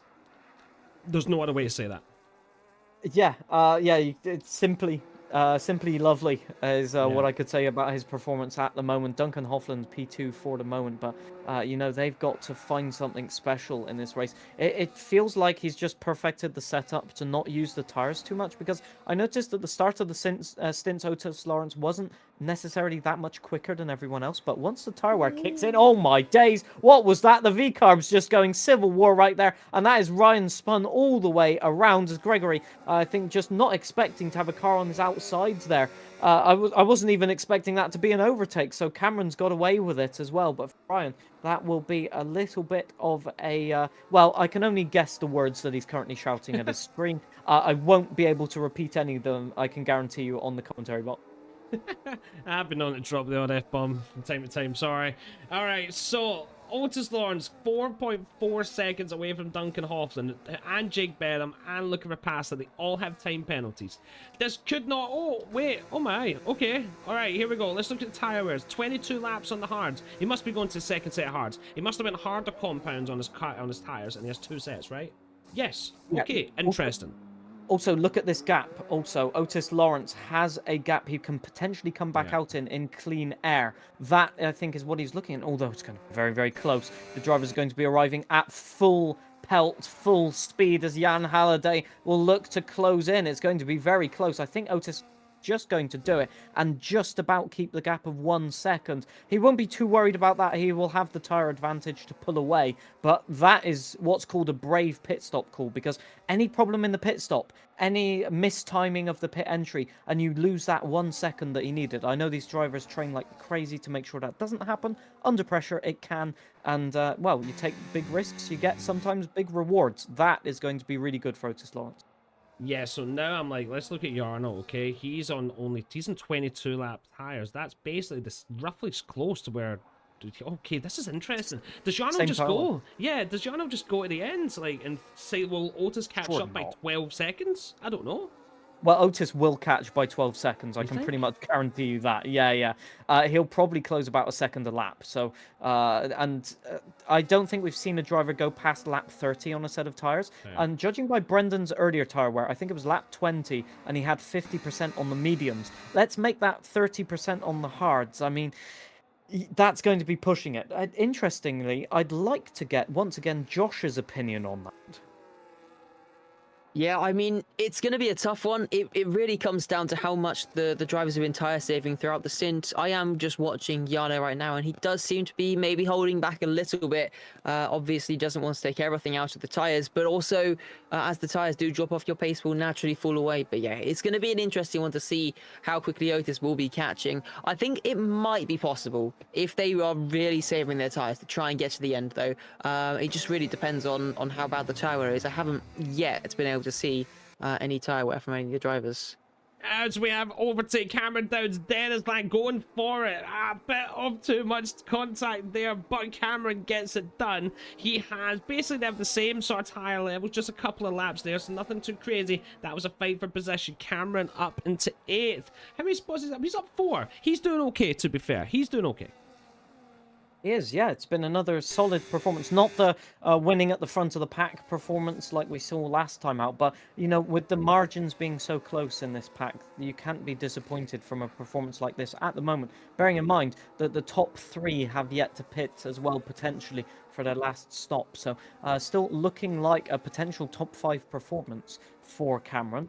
And as Otis Lawrence sets the fastest lap of the day, and compared to last lap, he has gained exactly 2 seconds to Jarno Opmeer. So at this current pace, Jarno's in a little bit of trouble, safe to say. Okay, but if, like, how long did Otis take those tires? Was it 22 laps, John? I think so. 22 Right. laps, yes. So we had 22 on to now. That's just getting quite near to the end. So, like, if Jarno can just sort of kind of stay out a bit longer, and maybe even get a set of mediums on, you know, like, and go for that sort of last lap, do you think that's credible? Looking at what happened to Brendan Lee, it looks like the medium tires are not the tires you want to be on. I don't think anybody apart from Brendan has fitted a set of mediums apart from the first stint. I think you're right. Yeah, fair enough. Okay, put me in the bin. All right, Jarno getting very close to the back of Luca. I'm known to be wrong. I just want to point that out. I'm known to be very wrong on my strategy calls. Alright, it's getting very close, but I've been feeling like this has been a conscious decision not to overtake Luca. Not too sure why. Maybe the time penalties. Oh my god, look at the speed of Otis Lawrence. It's 8 seconds now. What's going on? He is pushing, I think, is the answer. He is going for it. I mean, you have to. When you're in clean air, you just have to use the tires. And I think he's just trying to put pressure on the other drivers. We could see, ironically, a circumstance where he overtakes the drivers. They have to pit again, and he might even be able to go for a glory pit stop at the end of the race. Which, you know, I never like to see that kind of situation. But he's got that kind of pace today. It's really worrying for the rest of the pack when he's been able to gap Ricciardo by 2 seconds already.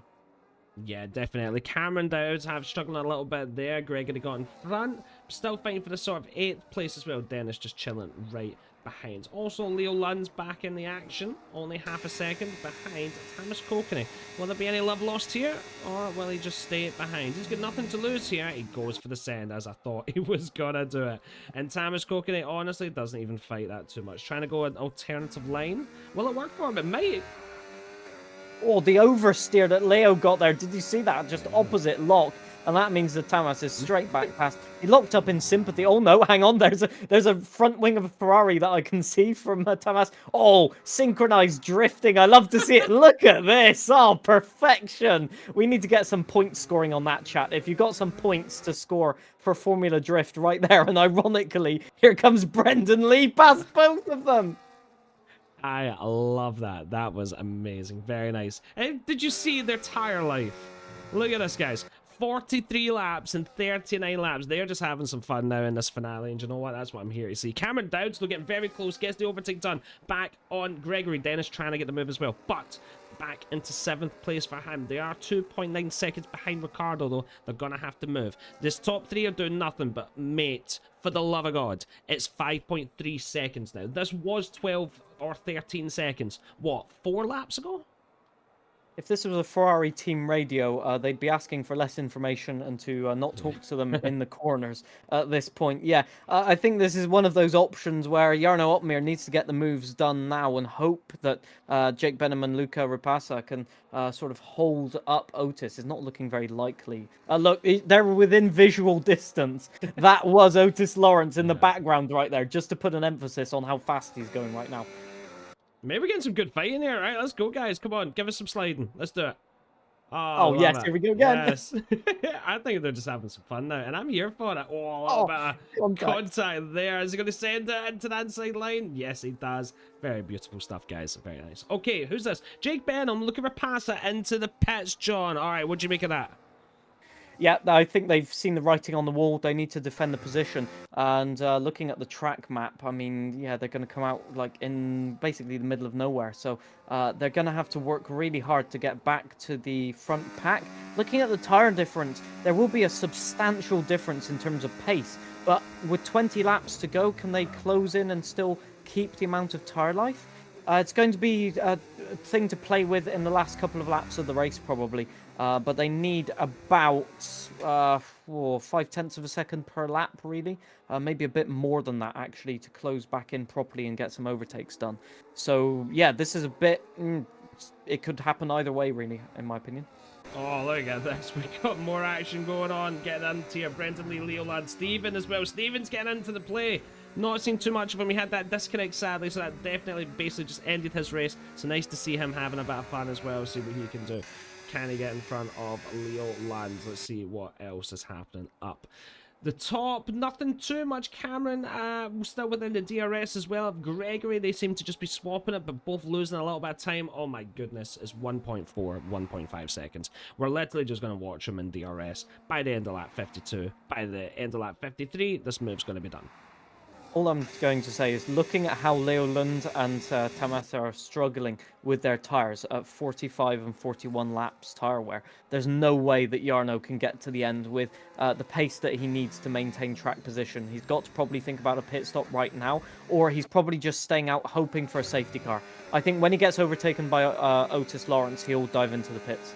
Yeah, definitely. We've not seen too much of Duncan Hoffman, but we got him up there as Leo Land still having a little bit of fight with Thomas Kokeny. Neck and neck. Look at them go. Loving it, Okay, they're still going. They're just going to puncture territory. Let's see how well that does. But here we go, guys. We've not had to wait long. We've had to wait 5 laps. Sorry, 6 laps Otis has had these tyres for. 6 laps. We have noticed a 12-second deficit be absolutely destroyed. And here we go. It's going to have to be at the end of this straight. Will Yarno come in now for the pit stop? Or is he going to try and fight? I don't think there'll be much point in fighting here. Yeah, when we mention for Leo Lund and Thomas, when we mention Ironman League, it's not driving on the steel rims. That's not what we mean, right? We mean, you know, surviving, a different thing. But hey, you know, they make it work as, yeah, we get an overtake for the lead right there. Jarno Mir goes through, gets overtaken, through goes Otis Lawrence. I completely miscalled that one. Commentator just brain messing up right there. Don't worry about that. But Otis is just already breached DRS now, so he's just all the way through in the lead. And look at that is the tire wear difference, that is the performance difference. And although Jarno is a spectacular driver, huge amount of pace, there's not much he can do when his tires are completely gone. And yeah, this has sealed the fate, basically, as we've got a huge battle in background. Dennis and Duncan Hofland going for another fight. This is about their 3rd battle of the race, and I hope that's not a penalty for Duncan Hofland. It looks like no, and ironically, he gets the move back. So yes, maintaining the tire next to him just made sure that Dennis couldn't turn in on him, and that means that he's under pressure as well from Ryan behind. So what turned in for to an attack move has now turned into a double defensive for. Yeah, absolutely crazy. What's Jarno going to do? He must come in, right? He must. He's got to. He's in. Right, yeah. Okay. Normality has ensued. But this is insane. I cannot believe just how much Otis Lawrence has nailed this. I know our Jarno fans might not like it in the chat, but you got to give it to the man. All right? I've seen some clean driving tonight. I've also seen 19 positions gained. 19! Okay, and he's got some of the newest hard tires on the field. What is? I don't really understand how he's done this, to be honest. Yeah, it's just nothing short of exceptional, I think, is the best word. We've still got battling with Luca Rapassa, battling with this Van Pookie. He wants to be battling with Otis Lawrence, but that's not going to be happening today, barring any weird things happening at the end of the race. Jake Benham going through on this Van Pookie as well, getting the move done before the braking zone, so we'll have no side-by-side drifting action. I think that's a downgrade, but, you know, other drivers will disagree with me, this Van Pookie, again, not his day with that damage that we saw earlier in one of the clips. But you know, sometimes it goes your way, other times it doesn't, as I've said before. So you know, he's had a good season, I'd say, and it just happens that the last race isn't exactly. Ricardo with that 10-second penalty. It's so unfortunate to see. Wait, Cameron Downs is up for another podium. When did that happen? He could do this. He was in net P5 before all of the other drivers pitted, so this wasn't exactly unexpected. But again, yeah, it's a great performance, and through goes Jan Halliday on Ricardo. So Ricardo has lost position. It would be a moot point anyway with the penalties, but still, on-track position does matter. It's 3 seconds to Otis Lawrence, so it's not a huge gap. If Otis makes a mistake, although I know that's very improbable at this stage, but, you know, you're still within striking distance. So, you know, so much to play for still. Yeah, definitely, and it's all went bad to worse for Brendan Lee. Josh, how's Brendan feeling? Yeah, unfortunately, it looks like he might be cutting the race short from his side, unfortunately, which does actually bring your prediction into play. That would make us 4 quitters in this race, so that might be looking good for you, although we could still see some more in these final few laps. Yeah, brilliant, Josh. Thank you. Keep us updated. All right, we have Sprogus as well, very close to the back of Dennis. He's going to make a move. I would have made a move here, but I am not in this lobby. Stays behind, might have to go here, though. Down the inside, yes, gets it done. Does he get it stopped in time? Yes, he does. The kick's just going to have to give that one up. Very nice. Yeah, Richard's already making that work very nicely. Just getting the turn in, it looked like, to just make that move stick. And you can see on the exit, he's closer to the Aston Martin in front of him briefly than Dennis was to the back of him.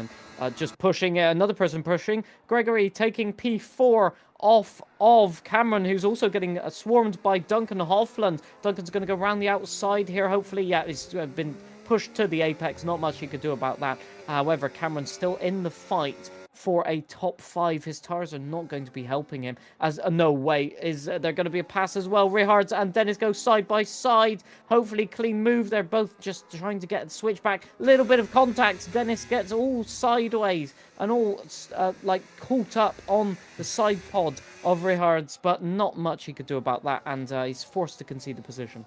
Yeah, definitely. Let's look at those penalties again, okay? So, Duncan and Gregory have the 3 seconds, right? Ricardo's got the 10, and Jan's got the 6. Right now, Cameron's just not taking that second spot, but if he can get a bit closer, he could definitely be fighting for a P2 here, definitely, which would be very big. Leo Lund with the fastest lap, just putting that little statement in there, saying, yeah, when I'm on it, I'm fast. Yeah, you just got to keep pushing and keep doing what you can. That's a very, statement for everybody. Keep pushing. I mean, that's guaranteed, as Ricardo just says, hey, I want that P2 back, thank you ever so much. You might be ahead of me on penalties, but I just want to prove my point at the end of the season. As, Gregory getting a move done, as well as battling for position. Luca Rapassa and Jake Benham, again with that straight line speed, proving to be a menace at the moment, getting a lovely smooth exit. Can he get anything done? He doesn't have the DRS though, so Jake Benham was overtaken there by Luca Rapassa into turn 1, and that leaves him vulnerable to Istvan Pukki, but everything remains in the positions for the moment. So, for the Red Bull drivers, it's not been a terrible race. It's just that the strategy and how the start of the race turned out just didn't go in their favor, and this is what they're dealing with at the moment.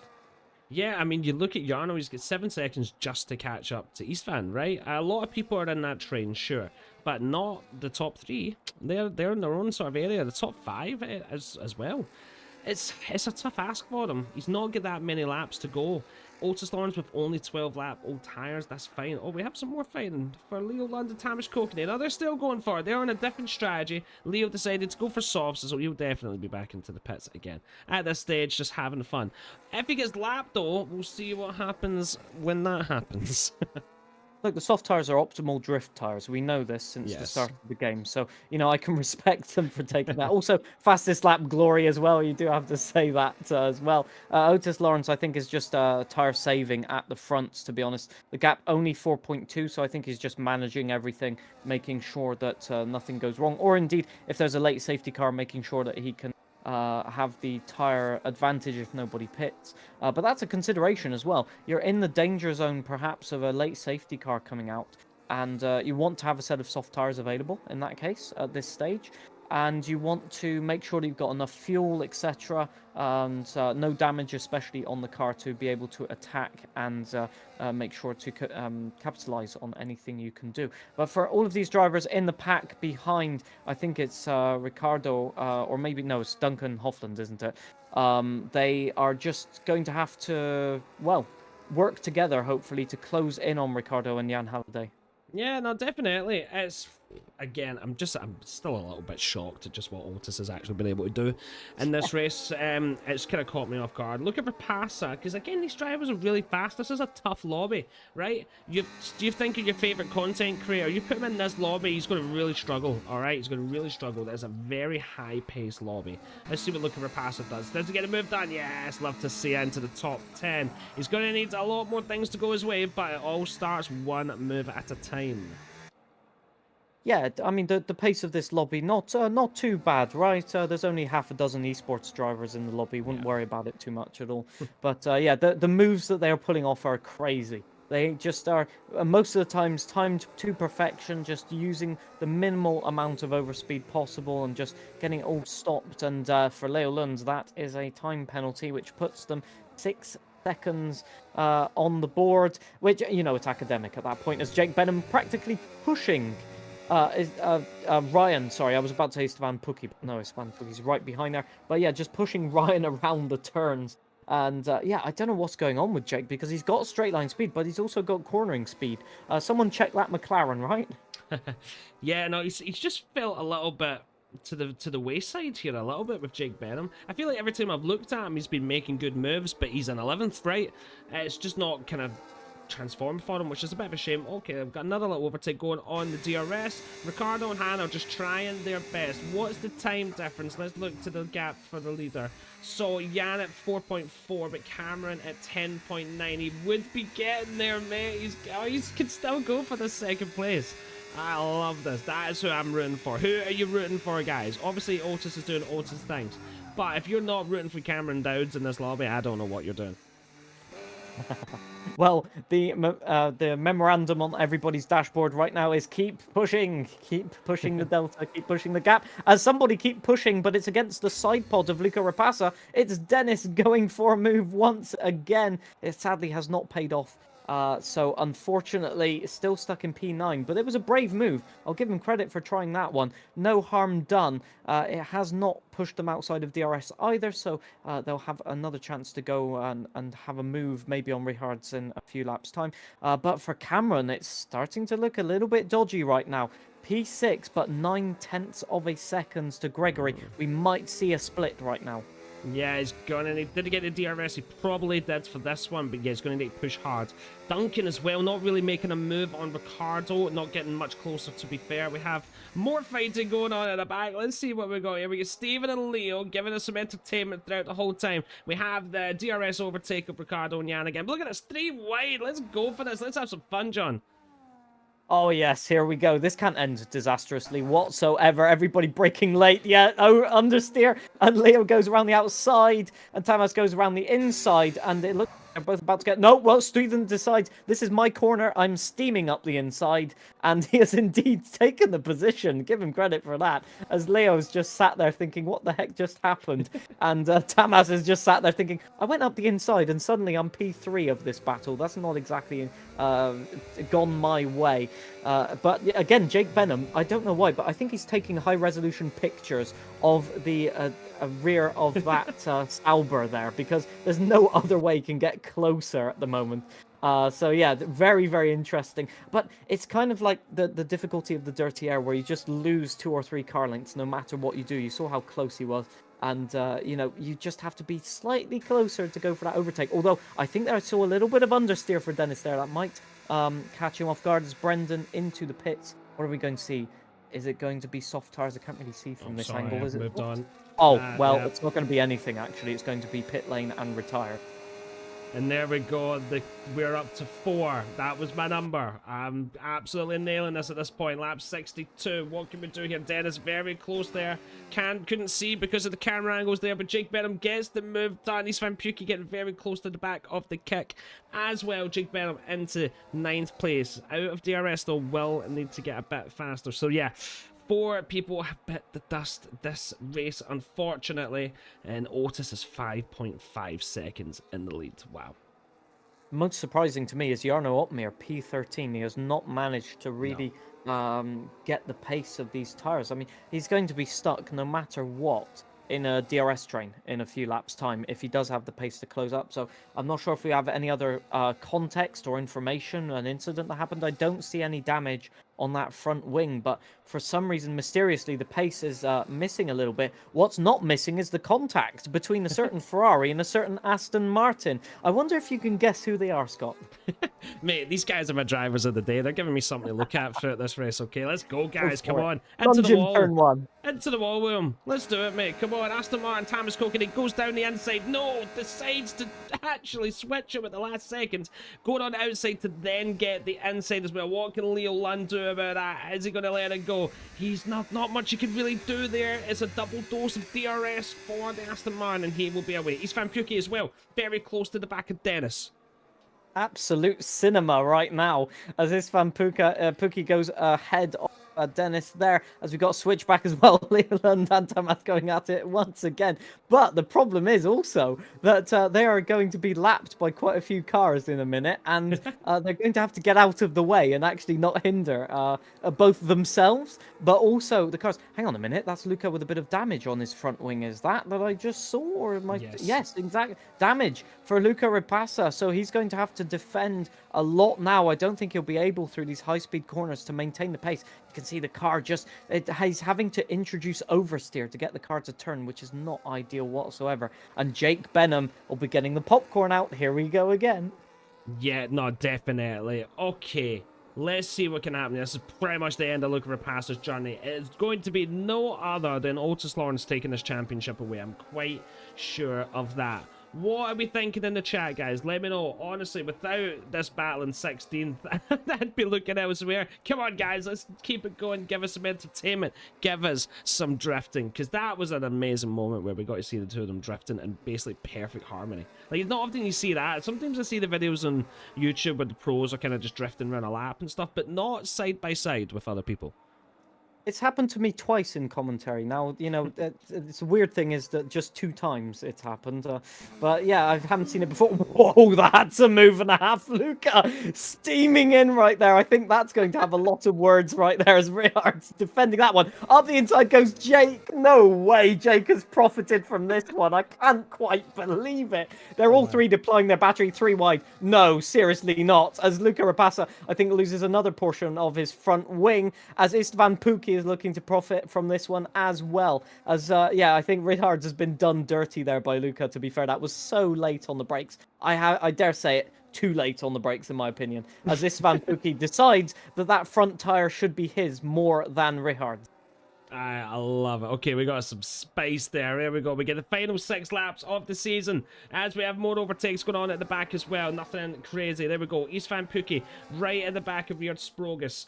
All right, let's do it. Okay, we're getting Pukki's point of view. We'll see that in a little minute. Amazing. So, let's jump back on to Istvan Pukki, getting the move done on Richard Sprogus. Yeah, he's not going to be able to stop that one. Will he get the stop in time? Jarno Opmeer finally gets... Oh, just got it stopped. Look at that, right? As Jarno Opmeer gets an overtake done as well. He was setting that one up for 10 laps. Finally got it done. Yeah, it's good to see Jarno moving up. He's got 3 seconds now to gain on the car. I think Richards has tagged the rear. No damage there that I can see. Oh, here we go. Dennis pushing him all out of context. The timing board blocking that move. That's how far they went to the right on that corner. As, yeah, Dennis has not gotten the better of him, but Richards having to defend here. And that has pushed them outside of DRS. So both of these drivers sort of ending their chances for one of them for a top 10 at least. As it looks like Dennis actually dropping back a huge amount right now. Maybe he's got some damage on the car, but both these drivers very close to losing DRS, as Luca Rapace and Jake Benham have both lost DRS as well. The pack is splitting up, and it was bound to happen, but about 7 laps from the end as we are now, yeah, it's happening now. Definitely. All right, let's jump on and take a look at Istvan Pukki's view. Josh, if you're there, I'm going to bring you up on screen. Please take us away. Yeah, so once again, heading in towards turn 4, lots of chaos we've had at this corner. You can see already the Red Bull going deep, and now Jake Benham looking for the switchback, already going so wide. Luca Rapace now 3 wide heading through turn 6. Just amazing stuff that we're seeing once again, and Istvan Pukki not really able to do much because he was so far back. 3 wide heading in towards turn 7 there, and now the Williams, there's maybe thinking about a chance here for Istvan to try and get through, but in the end couldn't actually find the move here. Just had to sit behind so much dirty air heading through this middle sector, and everybody on solo wings this. So hard to overtake here tonight. Amazing. Thank you so much. Right, we have Leo and Thomas. Keep going on as well. They are just fighting. They're making their own fun tonight, and I respect. We had some yellow flags. I believe that was just some of the overlapped cars blue flagging going on. So there we go. No craziness going on at this moment in time. Ghosting was on for lap cars, so, you know, not any dodgy stuff that could have happened. No craziness going on. I mean, are we watching the same race? This has been craziness from lap 1 at this point. Want to say for the drivers as well, have some of them tried rallycross? Because some of the maneuvers they're doing are very reminiscent of what I've seen. If you've seen, what's his name, Kenneth Hansen and Martin Schanker, if you want to look that up on YouTube, the rallycross stuff after this race, you'll see that some of the moves in Formula 1 are ambitious, but not quite to the level of rallycross. As the late 90s were quite something else, and safety was not part of the mantra at that time. As we've got battle now, as Ricardo battling with Jan Halliday once again. I think just trying to use the DRS, I think, to pull away. They're both aware that they've got penalties and more than the cars behind. And for Jan, I think, no, he's not outside of Duncan Hoffland's time at the moment, so they need to actually get a move on here. And Duncan, ironically, just needs to keep doing what he's doing, and he might get himself a top 2 right now. But yeah, for everybody behind him, they want his position as well. So welcome to the box of this is going to be chaos for the last 4 laps. Yeah, no, definitely. We're going to need to... Oh my Oh, god, no. they're just going for it. I absolutely love to see it. So, for Cameron Dowds, this is who I'm rooting for him, but he's going to need to pick up some pace here if he really wants to get this podium secured. He's in a tricky situation, right? He seems to be unable to get in front of Gregory, and Jake Benham is so close to him, it's unreal. As we've still got more overtaking going on into every single corner. He No. just sends it, and he kept in the track, so fair play to him. Let's see what's happening up the top as well.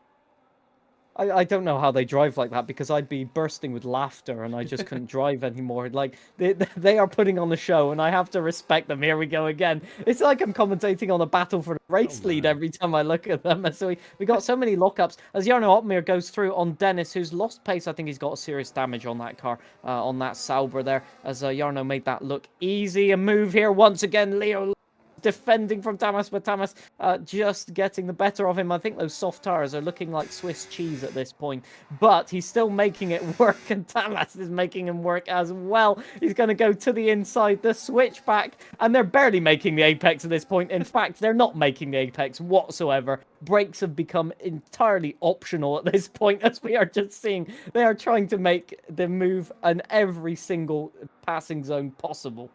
I love it. I love a bit of fun. Right, Jake Benham very close to the back of Cameron Dowds. Jake has that 3-second penalty though, so Cameron has done so well to be the only driver around him to keep it within the track limits. And there's a lot to be said for that. Consistency is key. To win a race, you don't always need to be the fastest person, but most of the time you always need to be the most consistent. All right, Jan swapping with Ricardo again. What can Jake Benham do? He's getting very close to the back of Cameron. Cameron will not want this to happen. Yeah, no, he won't. I want to say, oh, he's going for a move. Jake Benham diving up the inside. Cameron have forced to concede a little bit. He'll try and keep it on the apex, but Jake has the overrun there. Not much he can do about that. Jake just seems to have the straight line speed pace to defend his position better, but also go for the overtakes. Surely Cameron goes for this one. No, he's not close enough. He decided against that one, which is what these two should do at some point, is decide against the move. As ironically, we have damage now on the car, and we also have drifting. Leo Lund decided to make that one really difficult himself, but damage for Tamas as well. This might send shockwaves on this race, as this battle could be the most enticing thing I've ever seen for signing up for league racing that I've seen in my life. Look at them. They're having the time of their lives. And Tamas will be having the understeer of his life for the remainder of the race as well. Amazing. What a weird race we have. I genuinely am enjoying the last two positions battle more than anyone else. Like, fair play. No, Steven, don't do it. Don't do it. I said 4. Don't make it number 5, please. Come on. You stay on it for me. All right, let's see what's happening up around the Tamas, Jake keep Benham. pushing the chance for P14. Keep pushing. Yeah. All right, Jake Benham getting very close. Is he going to make the move in Gregory? Yeah, okay, that's 2 spots now in 2 laps. Jake Benham's making a push now. Yeah, it's, sadly for Cameron, he just doesn't have the straight line speed there, as Gregory just getting easily overtaken. I think, as you said earlier, Jake has that low downforce setup, and that's been the crucial thing. Lucas still with that damage, not being able to get past Istvan Pukki, and with that penalty, it's going to set him back at least 3 places, if not more. He has to go for moves here. He has to make his pace work if he still has some. But as you can see, the tire's sliding, trying to get the switch back. Will it work? No, the Williams darts to the inside. But more importantly, the battle for P15 still rages on. No, it's good that you take it back to P15. They're doing the heart's work of fighting for that ultimate spot. And yeah, Lucas just can't get anything done. And Jarno as well, sliding. Red Bull looks a little bit feisty at the moment, but more importantly, I think Tamas has lost a little bit more of the front wing. It's okay, you only need half the car to finish the race. That's a well-known concept. As up the inside, they are just making it so fun to watch this race, because this is what I remember about my early league racing days, is just having fun, going for the moves, because it's all about just enjoying your end of the weekend. And I think they will end this race with a smile on their faces. But one person to end with a smile on their face, also Otis Lawrence, who starts the last lap of the race. Yeah, definitely. Oh, Cameron going for a move as well, getting in front of Gregory. He's not giving up with this one yet. Come on, Cameron. And we have an overtake battle with Jarno and Luca Rapassa. The teammates, what can Jarno do? Can he keep it around the outside? What is Luca Rapassa doing? Give us a better camera angle. Thank you very much. Luca in 10th place. Has to defend as well from Richard Sprogus, sorry. Okay, Jarno keeps that spot. Nothing happening there. A little bit of a battle back to the back. Tamas and Leo, thank you guys for giving us a lot of entertainment for this last part, but we need to just focus on him for a minute, John. He has done absolutely incredible work. Take us away for the final few corners.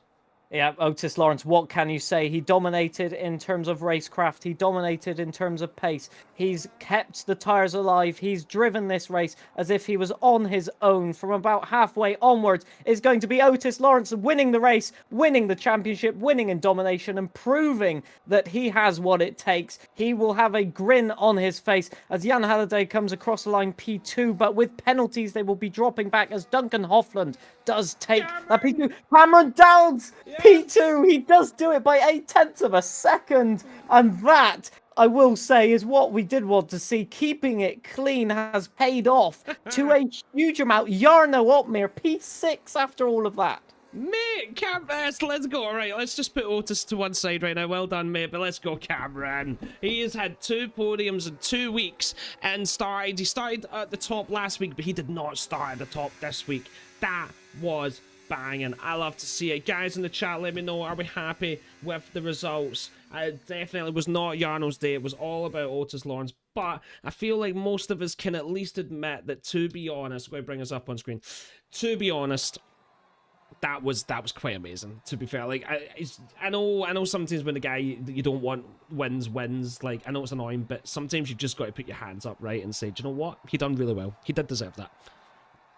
Yeah, you've got to give massive credit to the top 3. To be honest, they are on the podium for different reasons, but they've made it work, and the celebration now will be thoroughly earned. I think a lot of them also relieved, definitely Otis, for winning the championship. You know, he'll be probably wiping the sweat off his forehead and probably going crazy right now in his sim rig. But yeah, definitely deserved. As I'd put Leo Lund driver of the day. You need to move those positions across one for sure.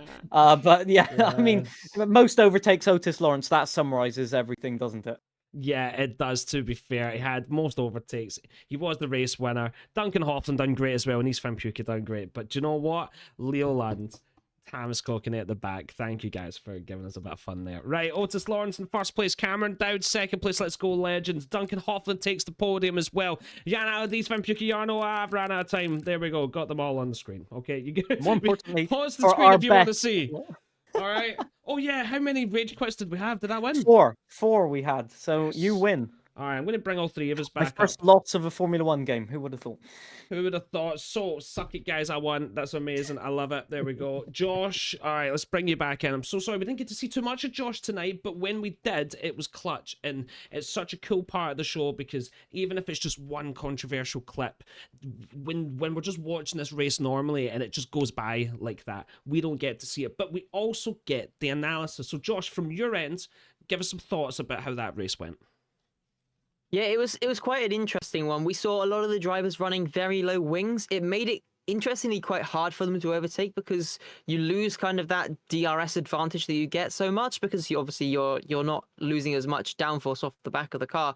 It made it a bit harder for the drivers to overtake. We saw a lot of the drives in trains, but it did really bring that strategy element into it. And I think that's really where Otis was able to capitalize. All right, I love it. Okay, we're going to go to a couple of interviews. We'll get one of the driver cams, so we're going to get Duncan in for an interview, and we'll get him up on screen. Josh, we'll be back to you in one little minute. All right, Mr. Duncan Hoffman, welcome, welcome, welcome. What a weird race from our point of view. As the broadcast, a little bit of a strange race, but as a driver POV, what was that like for you? Well done, by the way. Thank you very much. It was not as sweaty as Kota last on Thursday, I would say, because it was a lot more about managing sort of the pace actually, and especially at the end, because I boxed I think a little bit too early, and then I saw that Jake boxed very late. So yeah, I had to try and keep everyone behind me in the DRS train, just so it will be harder for Jake to get past. Because if I would have gapped, then it's a pretty easy overtake for Jake every time. So just had to manage it like that and still get closer to the guys ahead as well. But this time my penalty should be removable, so that would be P2 then. Oh, right. Wait, does that happen? Can you get penalties removed? I hope so. Oh, cool. I don't know. Right, John, what are you thinking? Well, I was just wanting to ask, with the numerous battles that you were involved in, how much did that influence your strategy, and at what point did you have to potentially make a change in your strategy? Well, yeah, indeed. First of all, I was thinking like one stop, two stop, not sure. I just wanted to do something else from what everyone else would do, and I saw on tire wear wise, it was possible to do one stop, but yeah, on two stop they were gaining so much time on us. So as soon as I saw after the first pit stop, when I was still out, how much they were gaining, I thought let's just go in and yeah, I was all the way at the back of the train, so I had to make some moves forward. Then Otis came and he got past me, and then I just followed him through for a bit, and eventually I got stuck again. So then everyone else boxed in front of me, so I was like, all right, all good. This time I'm not gonna get undercutted too much. So I boxed a little bit earlier, just so I got in front of Jake, Luca, Jarno, and eventually worked out pretty well. I think you nailed it, to be honest. Have you? So this is the end of the season, right? And you didn't win it, but look, fair play. I think you've been such a cool addition to it. Looking at that season as a whole, the game, looking forward to, like, maybe some of the bigger sort of league races and stuff. Like, how are you feeling for this game? How are you feeling for the next 10, like 11 months, however long this game's got left? To be fair, I'm feeling, I think, more confident than last game. So far, I've noticed, especially in Ironman at the start of the season, it was never really a pace issue. It was just silly mistakes with like ERS usage and when to go for a move or like strategy call. So yeah, I'm lost on many points with that, and also with penalties. For example, in Kota, uh, yeah, it cost me loads of points. So I think it's more the small mistakes I'm making at the moment, but pace-wise, feeling quite confident. So definitely looking forward to it. I love that. John, any last words from you? I was just going to ask, because we're still, toward the start of the game cycle. Is there something that you're really happy with in terms of your driving at the moment compared to other drivers? Uh, That's I found hard to say. I think just raw pace in general, and then especially in a race, if you're in a race situation and I'm just leading a train, I feel a lot more confident doing that on this game than last game, for example. I was not really used to that actually to lead a train, so more like ERS management at the front of a train. I feel a lot more confident just doing my own pace. So yeah, I think that's definitely improvement. I wouldn't really say that's an advantage to the other guys I had, but I'm doing a lot of race scenarios. You guys might know with my stream, I pretty much just do open lobbies. So Yeah. I get in a lot of race situations, race starts. So I think that's definitely an advantage for me compared to the other drivers. Yeah, I Nice love one. that. I do enjoy seeing your random chaos open lobbies. They're always quite fun. Get some good clips out of that. All right, Feel free to Duncan. join. I will, definitely. So it's been an honor having you here at Ironman. I don't know when we'll next see you on an Ironman, a WR or an Ironman stream. Yes, Whatever happens and happens in the future. indeed. We'll just see what happens. I don't know when you are. If you can confirm or deny, are you going to be back in WR soon? Yeah, I didn't understand your I couldn't hear your entire question, but I will definitely be doing WR. So Yes, love it. in terms of more league racing, absolutely. I think it's the most important thing to do for preparation for esports. So you I will love it. definitely see me back on track. What a legend. Duncan, thank you so much as well for giving us better access into your mind and visuals. Take care of yourself. We'll see you whenever we see you, all right, mate? Adios. Thank, Thank you. thank you. Ciao, ciao. Ciao, ciao, bye. All right, bringing Josh back up. Right, let's get Cameron Dowds in. I'm really looking forward to this. I've got Cameron and then we've got Otis, all right? So stay tuned, guys. We'll get to hear a race winner in a minute. Cameron Dowds, welcome in for the second time in a week, mate. What happened? That is amazing. Yeah, it was a decent race. Quite surprising, to be honest. On lap one, me and Jake crashed. Yeah. I mean, I left space, and then I was more than ahead, and then I came back on the track, and I just get spun, and then I think after that I was last, and then after that I didn't really expect too much. I was just in the train, and then I don't really know how the strategy played out, to be honest. I just kind of ended up in sixth on worn out tires, but like around me had pains, and then the others behind that pitted way too late, so they couldn't catch up. So I kind of just ended up in quite a good position, and then because I didn't have a pen, I just frauded the podium. So yeah. Honestly, I still don't know how you done it either. I'm going to need to look back, but it was amazing. John, what are you thinking? Sounds like your race was a little bit like Jesus take the wheel at some point at the start and then for the strategy. But was there maybe something that you were happy about, like your pace, or what do you think enabled you to get to that position, even though you weren't really aware of what was happening during the race? I think, to be honest, it was just kind of following the train and trying to stay out of trouble. And I think a lot of the rest of it was just not getting a penalty, because I mean, I think I would have, what was I, sixth on track Yeah. or something at the end, or seventh. So I think it was just all about not getting a pen. But yeah, I don't really know what happened with the strategy, to be honest. I think I just kind of got a bit cocky with it, to be honest. But yeah. I love it. Josh, what are you thinking? Yeah, just talking more about the strategy. How hard is it actually to work out what the correct strategy is going to be heading into these races? Because you probably haven't had too much running in the 100% races. We're more used to doing 50% in league racing. How tough is it to work out, firstly, how much the tires are going to be wearing and whether the one stop or two stop is going to be faster?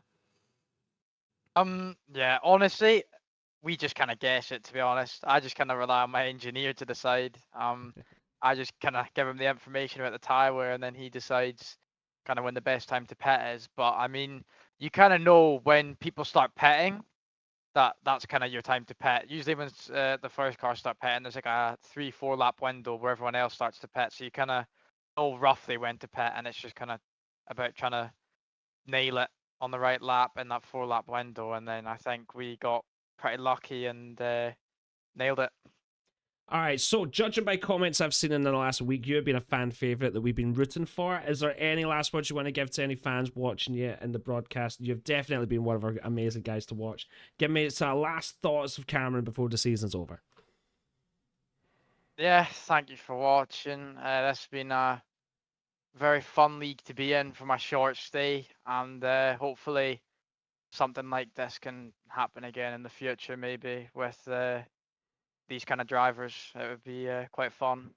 Mate, you kicked ass, man. You were up there with the best of them. Honestly, you need to walk away extremely proud of yourself. You're my actual driver of the season. I know Otis. We'll talk to him. He's done incredible. But for just coming in for the last 2 races, as far as I'm aware, I don't think I've seen you beforehand. You have kicked ass. So you have been so amazing. Be proud of yourself, Cameron. I'm sorry, I'm going to have to move on and get Otis in now. But thank you so much again for dropping in, and well done. I can't wait to see you next in some league racing. Cheers, thank you. Take care. All right, guys. Good to see you, mate. Honestly. All right. Final interview time. Shall we get the champion and the one, the only Otis Lawrence? Sorry, we kept you waiting a little bit there. We're just rambling away, letting you have your moment to sit in the victory. All right, talk to us, Otis. What happened in that race, and why did you just seem to be on a different level than everyone else? What did you do right? I think I won, so I'm happy. No, it was a good race. I kept it cool. I tried to just be as patient as possible. I was just doing my own thing for the entire race. Sorry, I couldn't get the camera on as well. You're cool. My camera was toast, but yeah, it was a good race from my side. The pace was really strong. And I'm super happy champion here today. I'm gonna try and make it champions in championships in other leagues as well. John, what are you thinking? Well, you're obviously a major name yourself, and you're battling with major names in this championship, and you've now won this championship. So how much confidence does that give you going forward? How are you going to rebound off of this to sort of cement your place at the top? I'm just gonna keep practicing, working hard as always. My confidence is at the highest it's ever been. So yeah, I'm just gonna try and keep that up. I know bad moments will come. So the best thing is we just try and learn from them as much as we can and keep doing what we're doing right now. I love it. Josh, what are you thinking?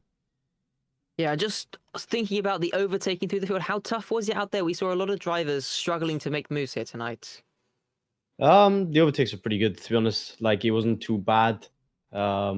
like I think my wings were slightly higher than the other people, but half the time I had a big tire advantage over other people or pace advantage. So the overtakes weren't too bad. The few overtakes on Jake maybe, and some of the esports guys were hard, but other than that, the race was quite easy. I still don't really understand how you done it, and I don't know if I'm satisfied with the information. Otis, like you literally just went from basically last to first by a hefty margin, and no one else, including some of the best drivers in the world, could even get close to replicating that. Like, was it the strategy? Was it the setup? Like, what was different? I don't know, probably pace. Just that good, mate. Yeah. You know the cheats, man. You know. Yes, I love it. Man. Send me them, please. Nah, honestly, like you need to look back. Honestly, see if you're bored and you've got an hour and a half. Look back at that, because that was honestly. Sometimes we just watch a race where one driver just seems to be just a little bit above the sort of level of the lobby, and I'm sure John and Josh will agree. Like that was yourself. John, any last words from yourself? Well, I mean, I was just outstanded by that first stint. I think that's really what set you up for the victory. Just being able to carve through the pack, not get in any trouble. At the start of the race, it looked like you were like dropping behind your rivals, and then all of a sudden they got involved in battles, and away you went. And I just got to give you a massive commendation for just being ahead of everybody, quite literally. Pace, strategy, racecraft. I mean, you made it look easy, and I'm sure it did not feel easy from your perspective. Yeah, thank you. I mean, I'm not sure if that was a question or not, but yeah, I mean, yeah, the lap one was crazy. I'm just gonna keep talking for a minute. Lap one was crazy because I saw Leo and Luca going crazy in front of me, and I saw Leo get damaged. So at that point, I kind of knew we won it, and I saw Jano's pace was not that good. So like at that point, I kind of knew, I knew we did it. I wonder how many people you just pissed off there. Love I it. mean, Let's go. I'm messing with you. I'm messing with nothing personal to him. Right, Josh, any last questions from yourself? Nothing else from me. Just big congratulations on the win in the championship. Thank you, man. Amazing. Well done, mate. All right, congratulations, Mr. Champion. Go and enjoy yourself. And I can't wait to see you more in league racing. Again, thank you for giving us the camera when it was working. What a legend. Guys, Otis Lawrence, well done. Champion of Ironman. Take care, mate. All right. That's it, guys. That is it. F125, WR Ironman. It's at an end. And you know what? There's been trials. There's been moments that have been testing. There's been incredible funness. There's been boringness. There's been absolutely every emotion that it could have been. But you know what? We've done it. We got to the end. And I would say if this was a massive success over the last game, okay? We're heading in good directions. I'm extremely proud of everyone that's been commentating on this. We've improved the broadcast. Everything's just went up to the next level. And the future's looking good. Guys in the chat, thank you for getting so active, okay? Even when you are moaning about certain drivers or whatnot. Good on you for just caring about it and getting into it, all right? We try and have some fun here. It's been an incredible time. John, this has been your first time here. Have you enjoyed yourself? Well, I mean, what is there to not enjoy from a battle for P14 and P15 that goes into a drift club? I mean, yeah, I've seen everything today, really. 3 wide battles, drift competitions, domination for victory. If there was a finale to an event and indeed to a championship, I think this would be the finale to select. So yeah, just a massive thank you to everybody who's put their trust in me to do the commentary. And yeah, I thoroughly enjoyed it.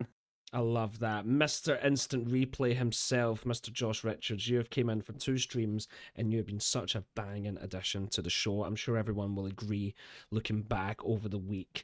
Give us your last final thoughts. It's been so cool to have you in Ironman. How's your experience been, Josh? It's always so fun to really dig deep into everything, look at what everyone's getting up to, and find those things that sometimes might be missed. So yeah, it's been a big pleasure to be here helping out, and yeah, hopefully we see more great racing like we have seen over these past few weeks in the future. I love it. All right, for myself, everyone, I will stop rambling away. I've been Scott Taylor. I've been trying to be your host over this season and just give you the best experience that I could have. It's been an honor. It's been a privilege. I cannot wait for Ironman to come back. Who knows when that's going to be. For now, we're going to jump over to WR Tier 1s, all right, August the 3rd. Make sure you get it. You've got to see a taste of Otis Lawrence versus Jarno Opmeer. And my goodness, has it been one-sided so far, basically. Will that continue? You're going to have to find out throughout the course of this game cycle. From myself, John and Josh, thank you so much for watching WR Ironman League, the finale. I hope you've had a bunch of fun. We'll see you next time. Adios. Take care of yourselves. Goodbye.